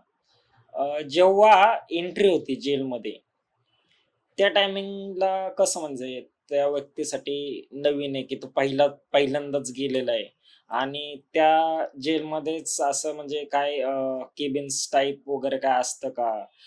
दादागिरी वगैरे तर चालते आतमध्ये. कारण कसं असतं आता प्रत्येकाच्या एरियानुसार, प्रत्येकाच्या ह्याच्यानुसार आपल्यापाशी कोण नवीन व्यक्ती आला तर आपण त्याला दबावात ठेवायचा प्रयत्न करतो की हा आपल्या हाताखालीच राहायला पाहिजे. असं प्रत्येकाचं असतं जेलमध्ये. आणि स्टार्टिंगला जेव्हा गेलो होतो तेव्हा मी घाबरलो होतो. मी काय कोण पण घाबरणारच, जो नवीन व्यक्ती जाईल तो घाबरतो. त्यामुळे मी पण घाबरलोच होतो. म्हणजे मला कुठे टाकतील, काय करतील, मी भरपूर घाबरलो होतो. गेटच्या आतमध्ये गेल्यानंतर नाव नोंदणी वगैरे झाली तर ताट पाट देतात हातामध्ये. एका हातामध्ये असतं कांबळ असते 2. एक हात म्हणजे काय कांबळ म्हणजे काय? कांबळ म्हणजे असे एक छोटीशी चादर असते. ती फक्त आपल्या आपल्या साईज पुरतीच समजा. थोडेसे फक्त एक एक्स्ट्रा 6-7 फुटे असेल ते. एक हातरायला असते, एक अंगावरती घ्यायला. असे 2 कांबळ असतात. तर ते एका हातात देतात, एका हातात ताटपाट. पेटी असते, मेन पेटी. तिथे नाव नोंदणी वगैरे करतात. कुठं टाकायचंय कुठं नाही तिथं सांगतात. हातावरती लिहितात आकडा, ह्याला इथे इथे टाका. मग तिथून पुढे ती प्रोसेस. दोन दोन पोलीस येतात. पोलिसांना आतमध्ये बाबा म्हणतात. मग ते बाबा लोक असतात ते दोघ जण त्याला घेऊन जातात कैदीला आणि जिथं साहेबांनी सांगितलं तिथं टाकतात. दादागिरीवरतून कसं म्हणजे जो जुना कैदी असतो त्याचं शेवटी ते एक वजन ठेवण्यासाठी तो ती गोष्ट वगैरे करतो, असं पिक्चरांमध्ये वगैरे भरपूर वेळा दाखवलेलं आहे की जो नवीन आलेला आहे व्यक्ती तर त्याला कपडे धुवायला लावणं, भांडी घासायला लावणं. रॅगिंग वगैरे होती. पण ते काय, आता आतमध्ये कसं हंड्या वगैरे, हंड्या असतात. हंड्या म्हणजे ग्रुप. हंडी म्हणजे ग्रुप. म्हणजे ते आता ज्यांनी जेल काढले त्यांनाच त्या गोष्टी माहिती आहेत. हंडी असते एक, म्हणजे ग्रुप असतो एक 8-10 जण 12 जणांचा एक ग्रुप असतो. तर त्या ग्रुपमध्ये जे भाई पटेल असतात ते जुनेवाले, ज्यांना 8-10 वर्ष झाले किंवा काय, तर ते त्यांना कसं आता तिथं व्हीआयपी ट्रीटमेंट, म्हणजे जे 8 जण आहेत हाताखाली, त्यांना सांगणार एक जण, म्हणजे त्यांचं कोण, ते 8-10 जण कोण असतात ज्यांचं कोण बघणार नसतं, कोण काम बघणार नसतं, कोणाची मनी ऑर्डर नसते. तर त्यांना खायला प्यायला ह्यांचे आता जे भाई आहेत त्याचे हंडी मालक, त्यांचे मनी ऑर्डर वगैरे सगळं येत असतं. सगळ्या गोष्टी त्यांच्या येत असतात. आणि नवीन असल्यामुळे ह्यांचं काय, ह्यांना माहित नसतं काय. मग त्यांना म्हणजे असं आहे की तू आपल्या हंडीत ये, तू काय असेल ते काम कर, तुला सगळं खायला प्यायला व्यवस्थित येतं. त्यामुळे ते मग कोण कपडे धुवायचं काम घेतं, कोण पाणी भरायचं काम घेतं. म्हणजे ग्रुप झाल्यासारखं एक हा, प्रकार तो. ग्रुप म्हणजे आणि तो असला ग्रुप आहे ना, हा एक फॅमिली सारखंच आहे. म्हणजे दोस्ती तर असली भारी दोस्ती ना जेलची, म्हणजे तिथे जात धर्म तसलं काय बघितलं जात नाही. एकामेकांना एवढं जीव लावतात, एका ताटात बसून खातात. ती दोस्ती ना बाहेर कुठंच भेटणार नाही. ते मनी ऑर्डर जे आता तुम्ही म्हणले की मनी ऑर्डर येते वगैरे, तर ते कसं काय जरा समजून सांगा जरा की मनी ऑर्डर म्हणजे ती कोण म्हणजे घरचेच पाठवतात घरचे पाठ आणि त्याला काय लिमिट्स आहे का की एवढेच मनी ऑर्डर आली पाहिजे किंवा काय वगैरे काय कस काय म्हणजे तो प्रकार काय नक्की? मनी ऑर्डर म्हणजे 10,000ची लिमिट आहे आता. मंथली? हो, मंथली 10,000 फक्त. अच्छा. 10,000च पाठवू शकतो. हम्म. तर ते पोस्टने येतात. मनी ऑर्डर पोस्टने पाठवतात. आतमध्ये एक आपलं अकाउंट असतं. म्हणजे आपण गेल्याच ते तयार होतं ते आपल्या नावावरती. त्या अकाउंटची जी मनी ऑर्डर येते, ते आपल्या अकाउंटला येते डायरेक्ट. मग एक 15 दिवसातून एकदा लिस्ट येते खर्चाची. एक छोटस कॅन्टीन म्हणतात त्याला. एक किराणा मालचं दुकान असतं असं समजा. त्याला कॅन्टीन म्हणतात आतमध्ये. तर त्या एक 15 दिवसातून त्याची लिस्ट येते. त्या लिस्ट मध्ये आपल्याला खर्च टाकायचा असतो, की आता तुझी मनी ऑर्डर 5,000 आली, तर तू त्या 5,000 मधनं किती खर्च करणार आहे. ठीक आहे, तर तिथे खर्च टाकतो. आता समजा मी 2,000 रुपये खर्च टाकलाय, तर ते 2,000 खर्च लिहून ते मला एक चिठ्ठी देतात. ती चिठ्ठी घेऊन कॅन्टीन उघडायची एक तारीख ठरलेली असते. ते 2-3 दिवसच उघड असतं, ते उघडतात ते त्या टायमिंगला. 15 दिवसातून 2-3 दिवस ते कॅन्टीन उघडतात. मग ती जी चिठ्ठी ती चिठ्ठी घेऊन जायची, लाईनीत थांबायचं. मग ते दाखवतात किती खर्च आहे तुझा. 1,500 रुपये, 2,000 रुपये. तेवढ्याच खर्चाचं ते आपल्याला तिथून कॅन्टीन खायला, म्हणजे जे काय आपल्याला वस्तू पाहिजे ते खायला प्यायला वगैरे देतात. म्हणजे 10,000 जर महिन्याला जर आपल्याला तुम्हाला जर आले, तर तुम्ही 10,000 रुपये तिथं खर्च करू शकता. शकतो. ते लिमिट ठरवू तुम्हीच डिसिजन आपण घेऊ शकता तो decision घेऊ की शकतो. त्या पैशाचं काय करायचंय. किंवा आता एखाद्याला मनी ऑर्डर येत नाहीये, पण तो तुमच्याच ग्रुप मधला तुमचाच मित्र आहे, तर तुम्ही त्या 10,000च्या गोष्टी खरेदी केलेल्या आहेत त्या त्यालाही शेअर करू शकता. तर हे जे कॅन्टीन आहे, या कॅन्टीन मध्ये नक्की कुठल्या कुठल्या गोष्टी भेटतात? कॅन्टीनला आता भरपूर सोय झाली, चांगली भरपूर भेटतात चांगल्या गोष्टी. बिस्किट वगैरे भेटतं, मीठ मसाला फरसाण ते तर कंपल्सरी आहे. मीठ पाहिजे जेवणात, मीठ कमी असतं तिथं शरीरासाठी, म्हणजे कमीच मीठ खावा असं सांगतात. पण आपल्याला बाहेरची सवय असल्यामुळे आपण जास्त मीठ, एक्स्ट्रा मीठ लागतं. ज्यांना ते मीठ मसाला आणि फरसाण हे तर कंपल्सरी तिथं लोकांना लागतं खायला. मग बाकी एक्स्ट्रा काय असेल तर बिस्किट वगैरे, दुधासोबत दूध येतं, आपले अर्धा ग्लास दूध येतं सकाळचं, त्याच्यासोबत बिस्किट वगैरे घेतात खायला. बिस्किट किंवा शेव वगैरे भेटते, मुरमुरे वगैरे भेटतात. ही जी गोष्ट आहे, ही जे जेलमध्ये गेलेले तर ती कोणत्या जेलमधले किंवा कुठल्या अशा ठराविक जेलमध्येच ह्या गोष्टी अशा होतात की जसं पुण्याचं येरवडा जेल आहे, की अजून नाशिकचं कुठं तरी पण अजून एक मोठं जेल आहे वगैरे, असं ह्या गोष्टी? येरवडा जेल महाराष्ट्रामध्ये सगळ्यात जास्त पनिशमेंट म्हणून मानलं जातं, आणि सगळ्यात जास्त पनिशमेंट येरवडा जेलमध्येच आहे. बाकी सगळीकडे हॉस्टेल टाईप पद्धती आहेत सगळ्या, नाशिक असो किंवा काय असो. मी गेलेलो नाही, हे पण माझे फ्रेंड्स वगैरे किंवा युट्यूबला पण तुम्ही बघू शकता. तिकडं थोडंफार जरा सवलती वगैरे भेटतात तिकडं, किंवा बाहेरून डब्बा वगैरे पाठवू शकतात फॅमिली वगैरे. पण जेल, येरवडा जेल असं आहे ना, तिथं भाई सुट्टीच नाही कोणाला. तिथं कॉम्प्रोमाइज, तिथं असं काय बाहेरचं वगैरे तसलं काय पद्धतच नाही. एकदम स्ट्रिक्ट सगळं एकदम. पनिशमेंट तिथं, मानसिक त्रास किती पण काय पण होऊन दे, वेपी ट्रीटमेंट असलं कोणालाच काय नाही तिथं. म्हणजे तुम्ही येरवडा जेलमध्येच होतात? येरवडा. अच्छा. आणि नॉनव्हेज वगैरे काय कॅन्टीन मध्ये? ते बाहेरून म्हणजे महिन्याला एकदा दोनदा येतं, ते पण आपल्या लिस्ट मधून टाकावं लागतं. आपले जे पैशाचे वगैरे लिस्ट, आपले जे अकाउंट आहे अच्छा. त्या जे जशी कॅन्टीनची लिस्ट येते तशी त्याची पण लिस्ट येते.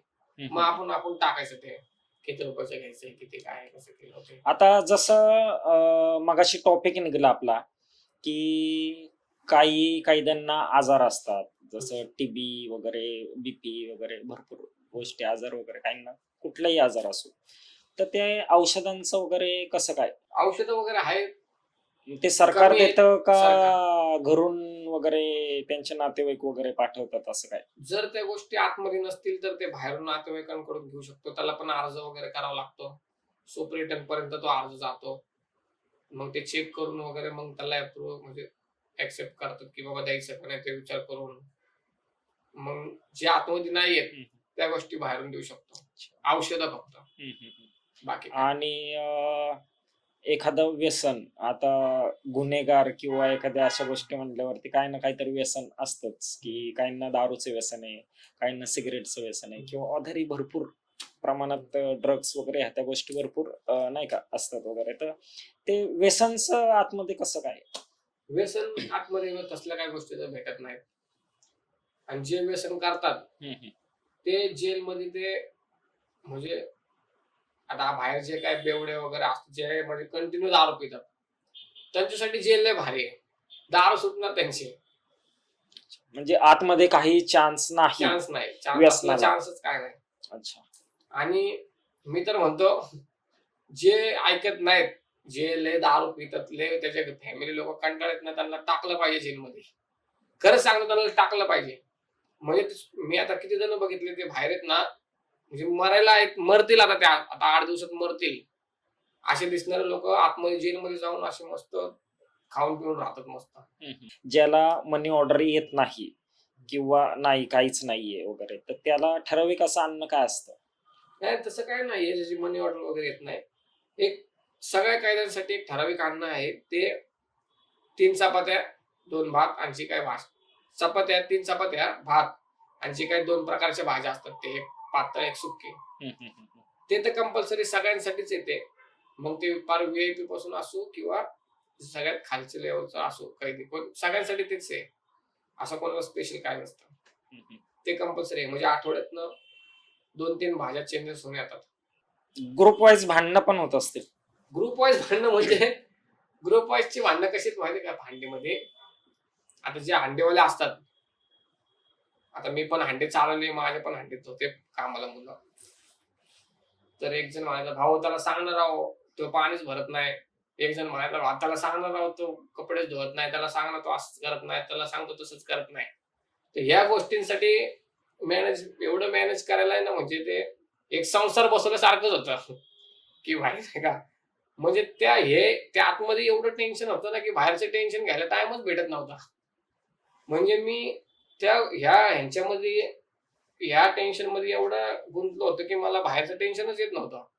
मला बाहेरचे विचारच येत नव्हते की आता दिवस मी असं बसलो 5 मिनिटं घरच्यांचा विचार करत आला चुकून तर यायचेच काय ना काय कोण आला, अरे हे झालं, त्या आरती झालं, हे करते, तेच मिटवायला अख्खा दिवस जायचा. टीमची भांडणं ही पण होत असतीलच?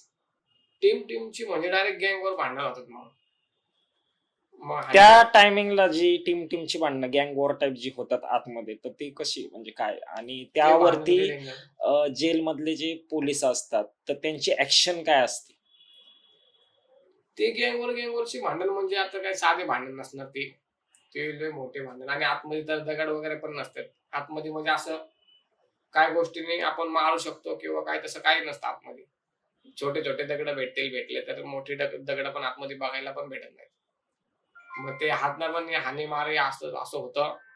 लय मोठी भांडण असेल तर बाबा शिट्टी नावाचा एक प्रकार आहे आतमध्ये. ती शिट्टी वाजवली ना बाबाने तर अख्खे जेलचे बाबा लोक एका जागी जमा होतात. शिट्टी वाजवणे म्हणजे लय मोठे भांडण झाले, फाचेडे म्हणतात आतमध्ये त्याला. शिट्टी वाजवणे म्हणजे लय मोठी फाचेडी झाली तेव्हाच शिट्टी वाजवू शकतो. किंवा असं नॉर्मल कुठल्या मुलांनी आता आवाज बिवाज द्यायला जरी शिट्टी वाजवलं तरी त्याला लय मारतात आतमध्ये. आता कोण मित्र असेल ना की जेलमध्ये मित्र झालेले ते लांब थांबलाय किंवा असं त्याला शिट्टी मारणं आवाज येतो, आपण बोलवतो, तसलं काय प्रकार नाही, लय मारतात त्याला मग. आणि शिट्टी वाजवणे म्हणजे लय मोठी पाचडी झाली, असं लय मोठे भांडण झाले.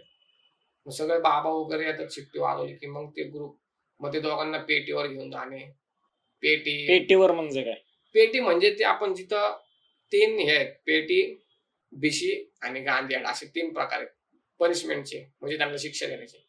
पेटीवर जर नाही झालं मॅनेज, पेटीवर जर, पेटीवर म्हणजे काय? पेटी म्हणजे जिथं आपण स्टार्टिंगला जेव्हा आपण नाव नोंदणी वगैरे करतो तिथं सोडतात, तिथं एक साहेब असतो.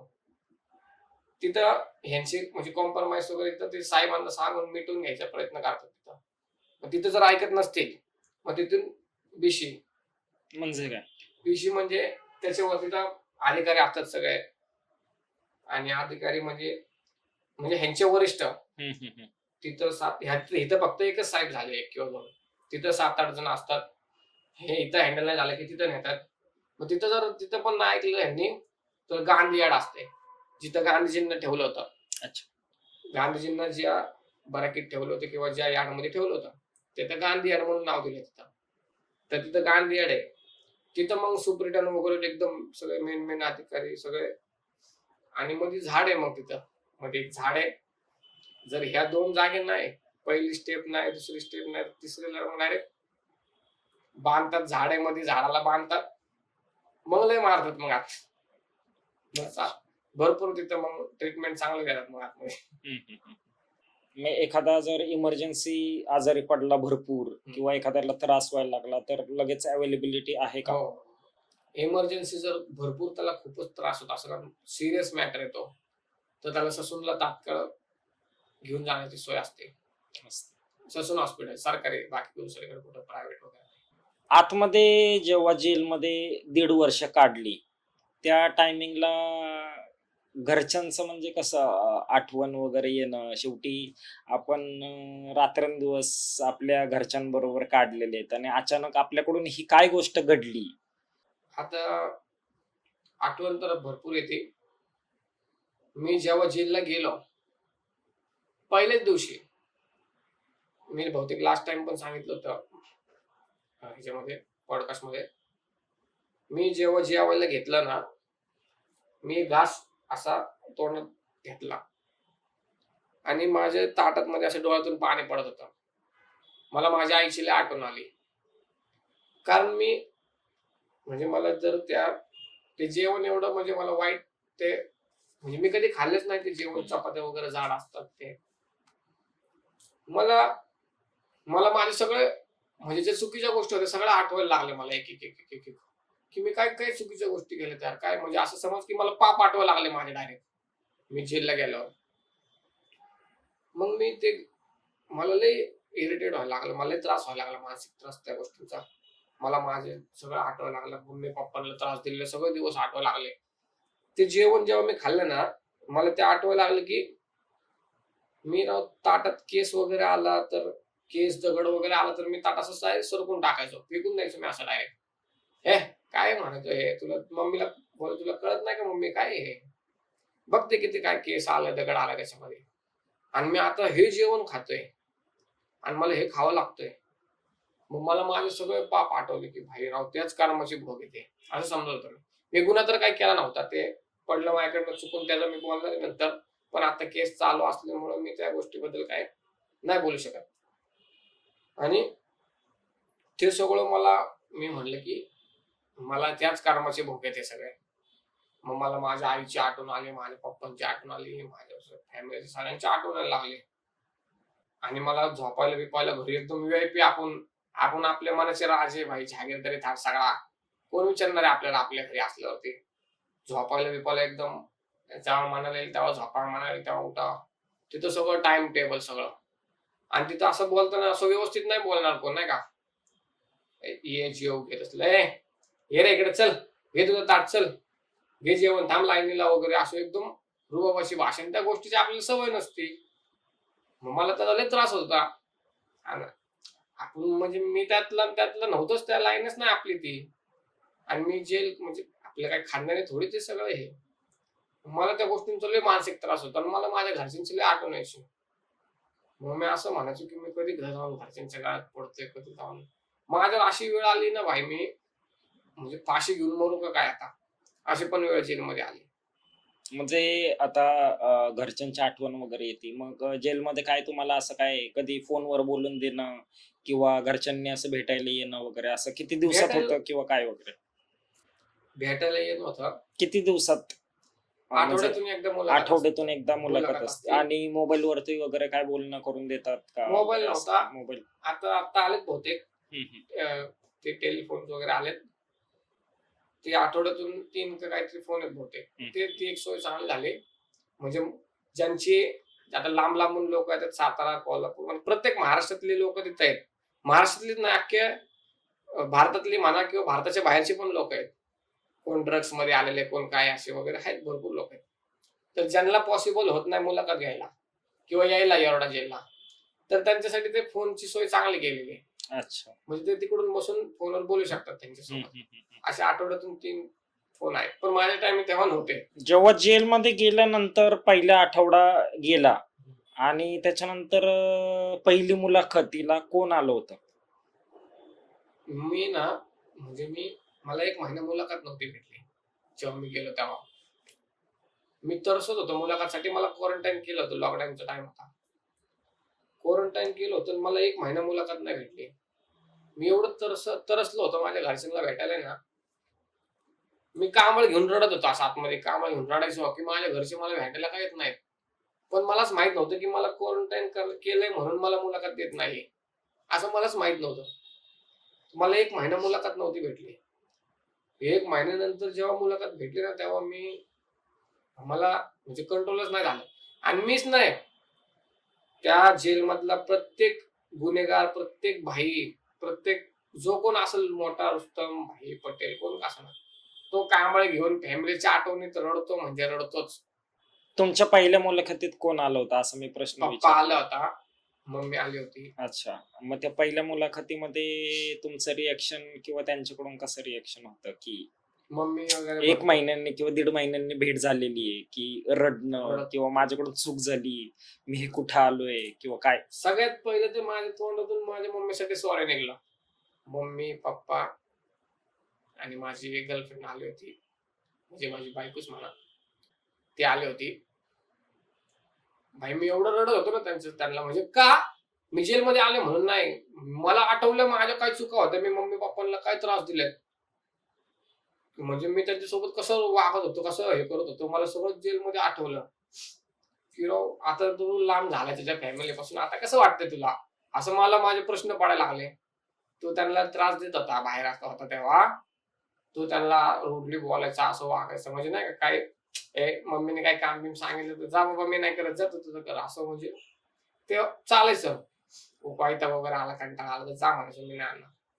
तुम्हाला सगळं त्या गोष्टी आठवू लागल्या की राव मम्मी पप्पांना आपण कसं बोलायचं, कसं ते सगळं मी जेलला मी जेव्हा मुलाखतला गेलो ना, मी डायरेक्ट मम्मीला सगळ्यात पहिलं मम्मी पप्पाला तिला म्हणलो, सॉरी भाई माझ्याकडनं लय मोठी चूक झाली. मी तुमच्यासोबत लय चुकीचं वागलो.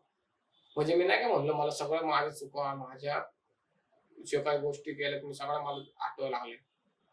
आणि मग ते जाऊन मी त्यांना सगळ्यात पहिलं सॉरी म्हणलो. मला जेल काढायचं टेन्शन नव्हतं. जेल म्हणजे मला टेन्शन फक्त माझ्या घरच्यांचं यायला लागलं की हे काय करतील भाई. मी जेलमध्ये आहे, माझ्या आईचा, माझ्या फॅमिलीचा, सगळ्यांचा माझ्यावर लय जीव आहे. हे काय करतील. मी जेलमध्ये ह्यांनी काय चुकीचं पाऊल नाही उचलावा. की माझी मम्मी लय नाजूक माणूस आहे.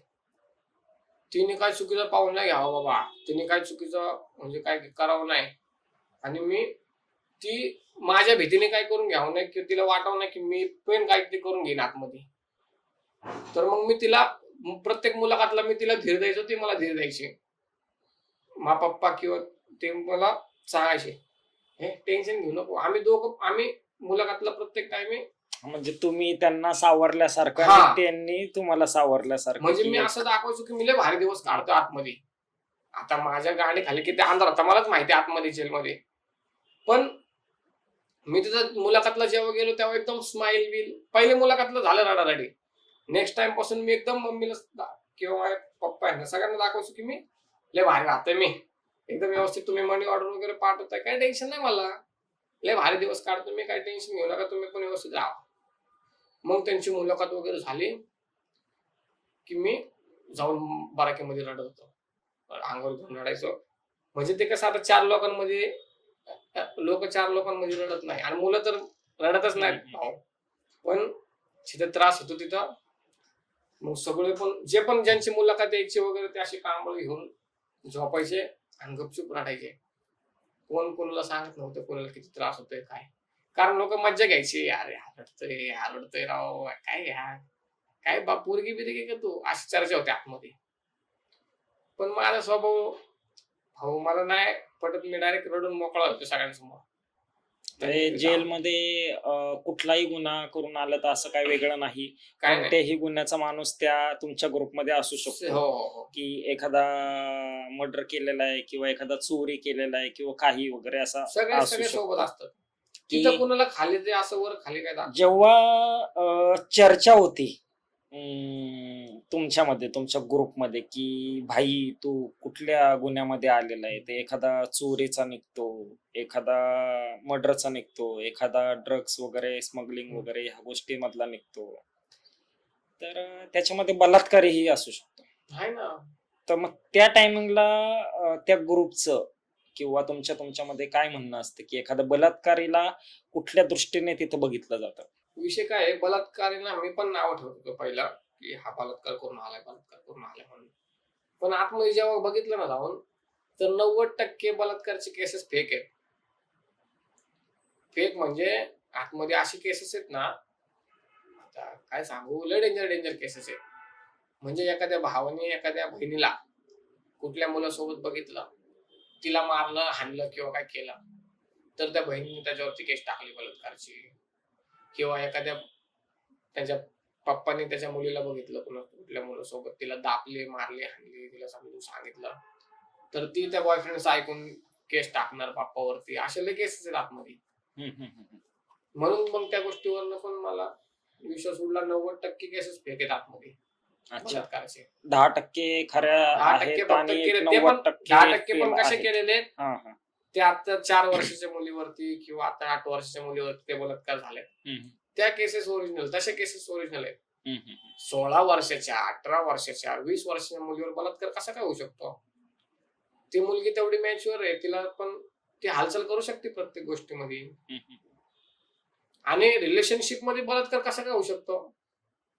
तुम्ही बॉयफ्रेंड गर्लफ्रेंड आहे आणि तू नंतर म्हणते ह्याने माझ्यावर बलात्कार केलाय असं कसं काय होऊ शकतं? नाही होऊ शकत असं. आतमध्ये काही जॉब वगैरे दिला जातो तुम्हाला, जसं टीव्ही मध्ये वगैरे बघितलेलं आहे की काहींना असं लाकडी वस्तू बनवणं, दगडी फोडणं किंवा असं काही शिलाई काम वगैरे काय अशा काय कुठल्या गोष्टी आतमध्ये दिल्या जातात कैद्यांना कमवण्यासाठी किंवा टाइम घालवण्यासाठी? आता ऍक्च्युली काम आहे ना काम फक्त शिक्षावाल्यांना देतात. आणि म्हणजे जे गँगस्टर नाही त्यांना देतात. तर मला चित्रकलेची खूप आवड आहे. माझी चित्रकला चांगली आहे. तर मी गणपती पेंटिंगला जायचो. आतमध्ये फॅक्टरी गणपतीची. तिथं आतमध्ये 4-5 फॅक्टरी आहेत चांगल्या म्हणजे भरपूर गोष्टी तिथं बनतात किंवा काय. तर आतमध्ये गणपतींचे पुतळे बनवले जातात. ते बाहेर विकायला येतात. म्हणजे गणपतीच्या मूर्तींचे आतमध्ये कारखाना कारखाना आहे. आहे. अच्छा. तर आणि अजून असे कुठले किती कारखाने म्हणजे भरपूर आहे. कुठल्या गोष्टींचे कारखाने? कागदाचा कारखाना आहे. हा. अजून लाकडी कारखाना आहे. अच्छा. अजून पुष्टाचा कारखाना आहे. पुष्टा पण बनला जातो आतमध्ये. आणि गणपती येते. अच्छा. अजून असतील पण मी काय मला एवढं काय अजून आणि अंदाज ते नाही. जे दगड फोडायची जी शिक्षा असं जे टीव्हीत वगैरे दाखवायची ते आहे का तसं काय त्या नाही गोष्टी? दगड फोडायचं तसं काय नाही. ते आहे पण ते शिक्षावाल्यांना नाही आणि असं एवढं स्ट्रिक्ट नाही दगड फोडण्याचं वगैरे. काम भरपूर आहेत आतमध्ये. जेवण वाढायचे वगैरे काम असतं जेवण द्यायचे वगैरे. ते प्रत्येकाच्या मनावर डिपेंड आहे. कुणाला करायची इच्छा असते कुणाला नसते. टाइम घालवण्यासाठी आतमध्ये टाइम जात नाही. आतमध्ये एवढं टाइम जात नाही. म्हणजे काय कामच नसतं काय नसतं त्याच्यामुळे टाइम लय जड जातो. म्हणजे गणपती आले आणि मी म्हणजे माझे जे हंडी मालक होते त्यांना माहिती होतं मला ड्रॉइंग काढायला आवडतं म्हणून. तर मी निवांत बसलो होतो. मी कोणाला सांगितलं नाही मला घेऊन चला किंवा काय. मला एक वॉचमॅन आले आणि ते म्हणले तुला चल तिकडे साहेबांनी बोलवलंय. मी म्हणलो कशासाठी? तर माझ्या हंडी मालकाने त्यांना सांगितलं होतं की ह्याला पेंटिंग चांगली येते म्हणून. तर मग मी तिथं पेटीवरती गेल्यानंतर मला कळलं की तुला गणपती पेंटिंग करायला जायचंय. मग मी लय खुश झालो. म्हणजे गणपतींच्या पेंटिंगला मला स्वतःहून बोलले गेले आणि मी देवांचा म्हणजे देव आतमध्ये मी भरपूर देव वगैरे केले. मी देवाची भक्ती करतो, मी देव भरपूर मानतो. आणि गणपतींच्या मूर्तीला मला पेंटिंगला बोलले म्हणल्यावर मी एकदम खुश होतो. अरे भाई स्वतः देव म्हणजे माझ्यासाठी तर देव होतं, स्वतः देवाने मला बोलून घेतलं तिकडे असं. तर तिथं मी पगार वगैरे नाही मागितले. पगार काय म्हणजे काय घेणार पगार, तिथं पगार पण कमी. म्हणजे आता कोण बाथरूम साफ करते, झाडूवाले वगैरे, त्यांना महिन्याला 1500-1800 रुपये असं होतं. अच्छा. आणि गणपती पेंटिंगला किती दिवस असणार, 1 महिना, 15 दिवस, 1 महिना असं होतं. काय पैसे घ्यायचे म्हणून पैशाच्या विचाराने नव्हतो गेलो, पण एक आवड होती मला. मग माझे दिवस तिकडे लय भारी चालले. मग तिथं एकदम व्हीआयपी ट्रीटमेंट होती, एकदम म्हणजे व्हीआयपी सगळ्या गोष्टी. तिथं चहा वगैरे जेव्हा आपण सांगाल तेव्हा चहा वगैरे यायला, किंवा म्हणजे सगळं तिथं गाणे वगैरे ऐकायला भेटत होते. तिथं साहेबांच्या तिथं स्पीकर वगैरे असायचा आणि तिथं गाणे वगैरे लागलेले असायचे. मी एम.ए. वांटायला ऐकतो, हनी सिंगला ऐकलं भरपूर. तर तिथं रॅप ऐकला मी पहिल्यांदा. कोणता एम.ए. वांटेचा एक रॅप आला होता, कंपनी म्हणून. तो रॅप मी जेलमध्ये ऐकला. मी एवढा खुश झालो ना तो रॅप ऐकून. मी किती महिन्यानंतर, 14 महिन्यानंतर रॅप ऐकला मी तिथं. आणि मला लय म्हणजे भारी वाटलं. मग मी कंटिन्यू, मला तिथं आवड चालली, माझ्या आवडीच्या गोष्टी मला तिथं भेटायला लागल्या ऐकायला. आणि मग मी कंटिन्यू तिथं चाललो. मग तिथं मी काय पगार बिगार घेतला नाही. गणपती बाप्पांचं तिथं पेंटिंग वगैरे भरपूर ते करून त्याच्यामध्ये दिवस काढत तिथं मग काढले, किंवा चांगले दिवस चालले तिथं. मग जेलमधून बाहेर आल्यानंतर जेलमध्ये ज्या ओळखी झालेल्या होत्या तुमच्या वगैरे, तर बाहेर आल्यानंतर मग तुम्ही घरी गेले असतील वगैरे, तर मग एकदम म्हणजे थंडच का कसं काय वगैरे? जेलमध्ये ना बाहेरचा गाडीचा पण आवाज येत नाही. बाहेर आतमध्ये जे आपल्याला गाड्यांचे आवाज किंवा स्पीकरचे आवाज किंवा काही जे सेलिब्रेशन वगैरे असतात, कालवा नावाचा प्रकारच नाही आतमध्ये जेलमध्ये. फक्त बोललेले आजूबाजूला लोकांचा आवाज, आणि तिथं फक्त कावळा, पोपट, पक्षी यांचाच आवाज येतात, मोर वगैरे येतात आतमध्ये जेलमध्ये. बाहेरचा त्या भिंतीच्या आतमध्ये कुठलाच आवाज येत नाही. त्यामुळे सगळी शांतता असायची, कानाला सवय झाली होती शांततेची. तर मी जेव्हा बाहेर गेलो ना, आणि विमान एक दिसायचं वरतून जाताना, बस बाकी काहीच नाही, पक्षी आणि विमान. तर जेव्हा बाहेर आलो तेव्हा एकदम ते गाड्यांचा आवाज बिवाज एकदम नाही का, असं जरा जमलिंग झालं होतं पूर्ण. म्हणजे ती सवय तुटली होती 1.5 वर्षामध्ये. म्हणजे असं एकदम हे झालतो मी, हँग झालो होतो पूर्ण, की काय चाललंय, काय काय आवाजाने मला चिडचिड होत होती. मग ते परत रुटीन व्हायला मला 1-1.5 महिना तर गेला पहिल्यासारखं एकदम. आणि मी शांत होतो एकदम. जेलमध्ये भरपूर गोष्टी शिकायला भेटल्या. मॅच्युरिटी काय असते प्रत्येक गोष्टीला, कसं म्हणजे कुठल्या गोष्टीला आपण कुठली रिएक्शन द्यायची, कुठं काय, ते सगळं मला जेलमध्ये चांगलं कळालं. की कुठल्या गोष्टी वादग्रस्त आहे, कुठल्या गोष्टी थांबल्या पाहिजे, कुठल्या गोष्टीला आपण बोललं पाहिजे. त्या सगळ्या गोष्टी लय काय शिकायला भेटलं आतमध्ये. कारण एका 5 मिनिटाच्या रागासाठी माणूस 10 वर्ष जेलला सोडू शकतो, 20 वर्ष सोडू शकतो. मला आला राग 5 मिनिटात, टाकलं समोरच्याला मारून, गेलो जेलमध्ये. त्या 5 मिनिटाचा राग 20 वर्ष सोडून टाकतो. त्याच्यामुळे त्या रागावर कसं कंट्रोल ठेवायचा, त्या गोष्टी शिकलो. भरपूर गोष्टी शिकलो. नव्याने सुरुवात, परत नवीन जन्म वगैरे झाल्यासारखाच एक प्रकार होतो. आणि मग बाहेर आल्यानंतर मग तुमचे मित्रमंडळी जेल मधले पण काही बाहेर आले असतील, तर मग काय तुम्ही कॉन्टॅक्ट केले वगैरे, ओळखी वगैरे काय, की नाही का बाहेर आलो आपण भेटू, माझी लय ओळख आहे वगैरे, अशा गोष्टी वगैरे ह्या त्या मग त्या तुम्ही धरून पुढे जाताय का? एकदा जो अनुभव घेतला जेलचा तो तिथंच स्टॉप केलाय, गुन्हेगारी नको, आपल्याकडून चुका नको, आता आधी कशी एखाद्याने शिवी दिली तर तुम्ही 10 देत असता, आताच कंडिशन काय आहे तुमची? नाही, आता म्हणजे मी जेलची जास्त ओळख पण नाही ठेवली. जे आहेत कामासाठी लोक, ते म्हणजे ज्यांची फ्रेंडशिप चांगली आहे त्यांच्या सोबत कॉन्टॅक्ट ठेवले. मी जेलमधून आल्यानंतर गाणं सोडलं, माझं एक ठासून गाणं ट्रेंडिंगला चाललंय बघा, तुम्ही ऐकलं असेल ते गाणं, धर त्याला पिंजऱ्यात टाकायला म्हणून एक सॉंग. ते सॉंग मी जेव्हा लिहिलं ते व्हायरल चालू झालं. मग आता जेलमध्ये कॉन्टॅक्ट आम्ही ना नंबर घेऊन येऊ शकत नाही ना, काहीच घेऊन येऊ शकत नाही जेलमधून बाहेर. तर जेलमधून जेव्हा बाहेर आलो ते गाणं जेव्हा ट्रेंडिंगला चाललं, जे माझे जेलचे मित्र होते त्यांचे मग मला इंस्टाग्रामला मेसेज यायला लागले बघून की अरे हा जेलमध्ये आपल्यासोबत होता. मग त्यांनी ते मला मेसेज करत होते, तेव्हा मग आमची कॉन्टॅक्ट परत झाली. अच्छा. पण ते पण मोजके जेवढे आपल्या फायद्यासाठी आहेत, जे गुन्हेगार जास्त आहेत त्यांच्यासाठी कोणाशी कॉन्टॅक्ट नाही ठेवले, कारण कोण कोणाचं नाहीये. मी खरं सांगतो, हे कोण सांगणार नाही पण सांगतो, जेलमध्ये जाताना मी लय भोळा होतो, पण मी जेलमधून आल्यानंतर ना माझ्यासोबत जो जसा आहे ना भाई, मी आता त्याच्यासोबत तसाच आहे. मी जो माझ्यासोबत स्वार्थीपणाने वागतो, मी पण आता त्याच्यासोबत स्वार्थीपणाने वागतो. प्रेम, उपकार, दोस्ती आणि दुश्मनी, मला तुम्ही जे पण द्या मी तुम्हाला तेच देणार. मग तुम्ही प्रेम करा, मी प्रेम करतो. तुम्ही माझ्यासोबत दोस्ती करा, मी दोस्ती. तुम्ही जीव लावा, मी पण जीव लावतो. घोडा लावलं तर मी पण घोडा लावलं, मग तुमच्यापेक्षा दुप्पटच आहे. ट्रीटमेंट म्हणतो आपण, थर्ड डिग्री वगैरे अशा ज्या गोष्टी आहेत, तर त्या कशा आहेत, म्हणजे काय, म्हणजे तो प्रकार काय नक्की? नाही, थर्ड डिग्री तिथं आतमध्ये काय नाही तसा. लोकांच्या भरपूर अफवा आहेत की भरपूर गोष्टी आहेत की म्हणजे टायर मध्ये टाकून मारणार किंवा असं करंट देणार नाही. किंवा असं बर्फ वगैरे असतो त्याच्यावरती झोपून वगैरे मारणं वगैरे, असं हे या गोष्टी घडतात कुठं, म्हणजे या चौकीत घडतात का कुठे, काय असं म्हणजे? ह्या गोष्टी चौकीतच घडतात, जेलमध्ये असला काही प्रकार नाही. अच्छा. जेल म्हणजे कसं आहे, जेलमध्ये टाकलं की आपण मरतोय का जगतोय हे जेलच्या हातात आहे. आपण जर आपल्याला काय झालं तर उद्या आपला वकील तो त्यांच्याशी भांडणार आहे की आम्ही तर चांगला पाठवलं होतं ना, त्याला असं कसं काय झालं. त्याच्यामुळे आतमध्ये कोण असं काही त्रास देत नाही, मारत नाही, होतच नाहीत असल्या गोष्टी.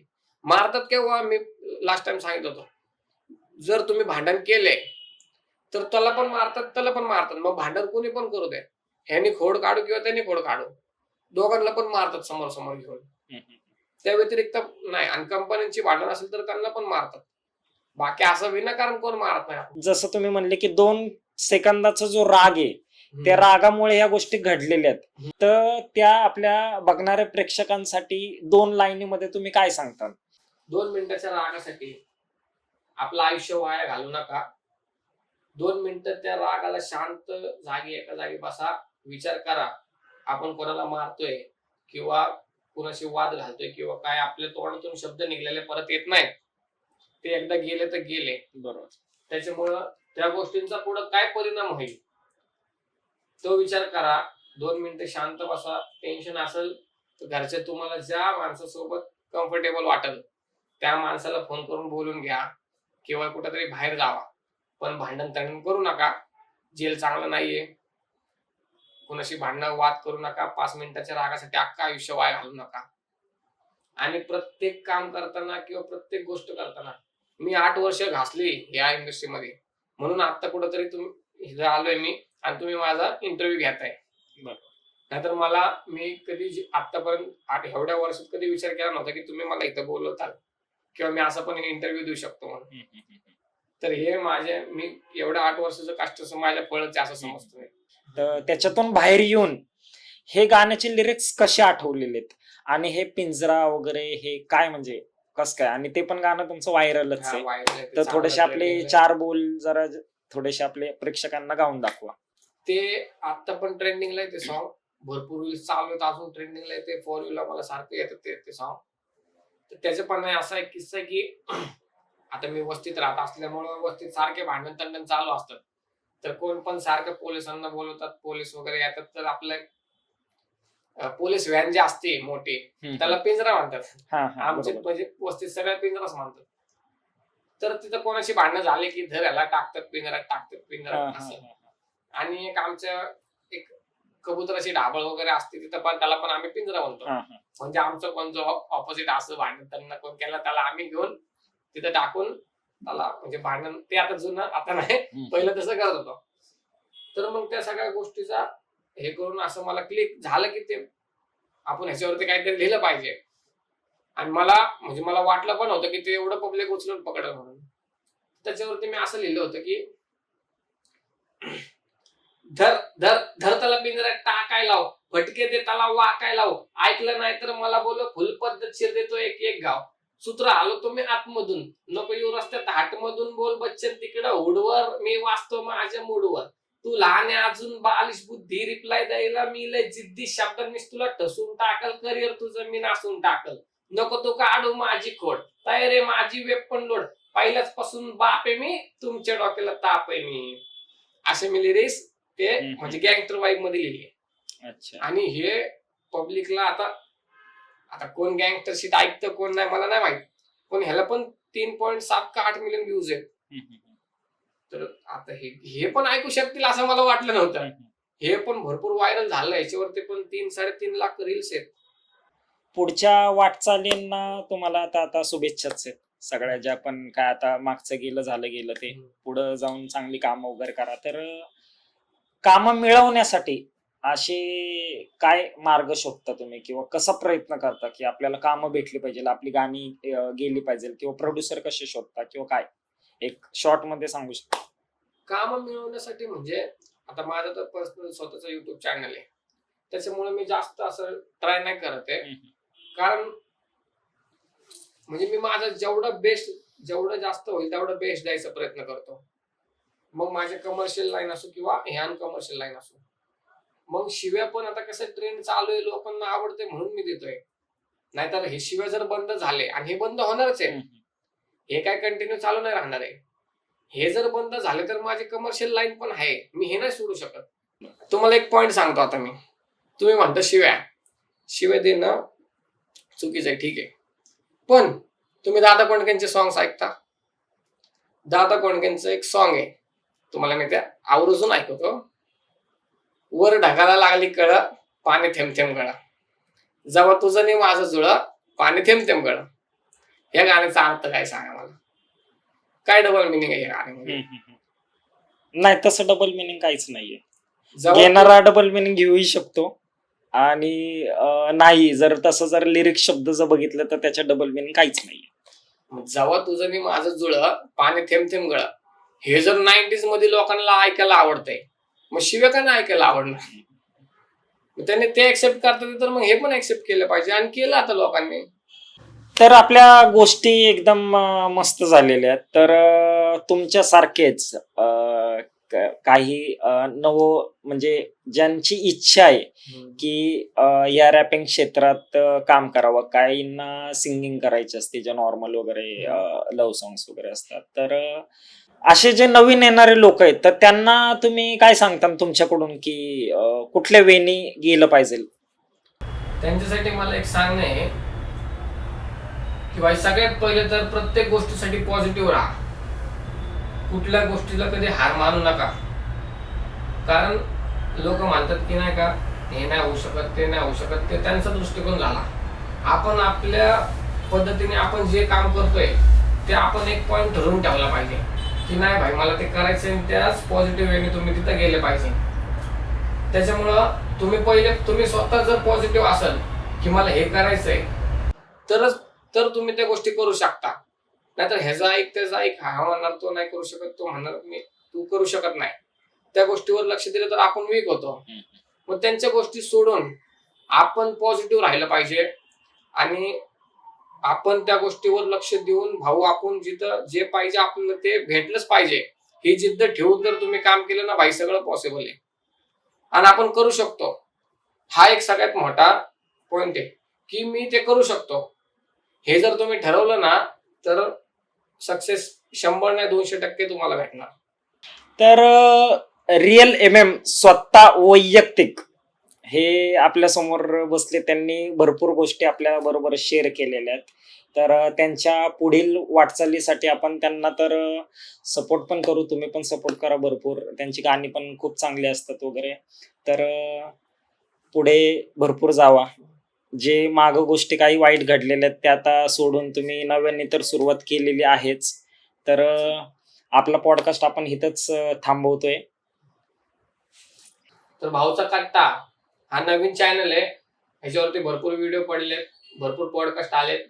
तर या चॅनलला तुम्ही लगेच जाऊन सबस्क्राईब करा. जेवढे व्हिडिओ येतील तेवढे बघा तुम्हाला कसे वाटतात काय कमेंट मध्ये नक्की सांगा. शेअर करा, सबस्क्राईब करा आणि फॉलो करा. ह्याच इंस्टाग्रामला पण आमचं पेज आहे भाऊंचं, तिथं पण जाऊन चेक करा, फॉलो करा. तुम्हाला चांगल्या चांगल्या गोष्टी तिथं बघायला भेटतील, ऐकायला भेटतील.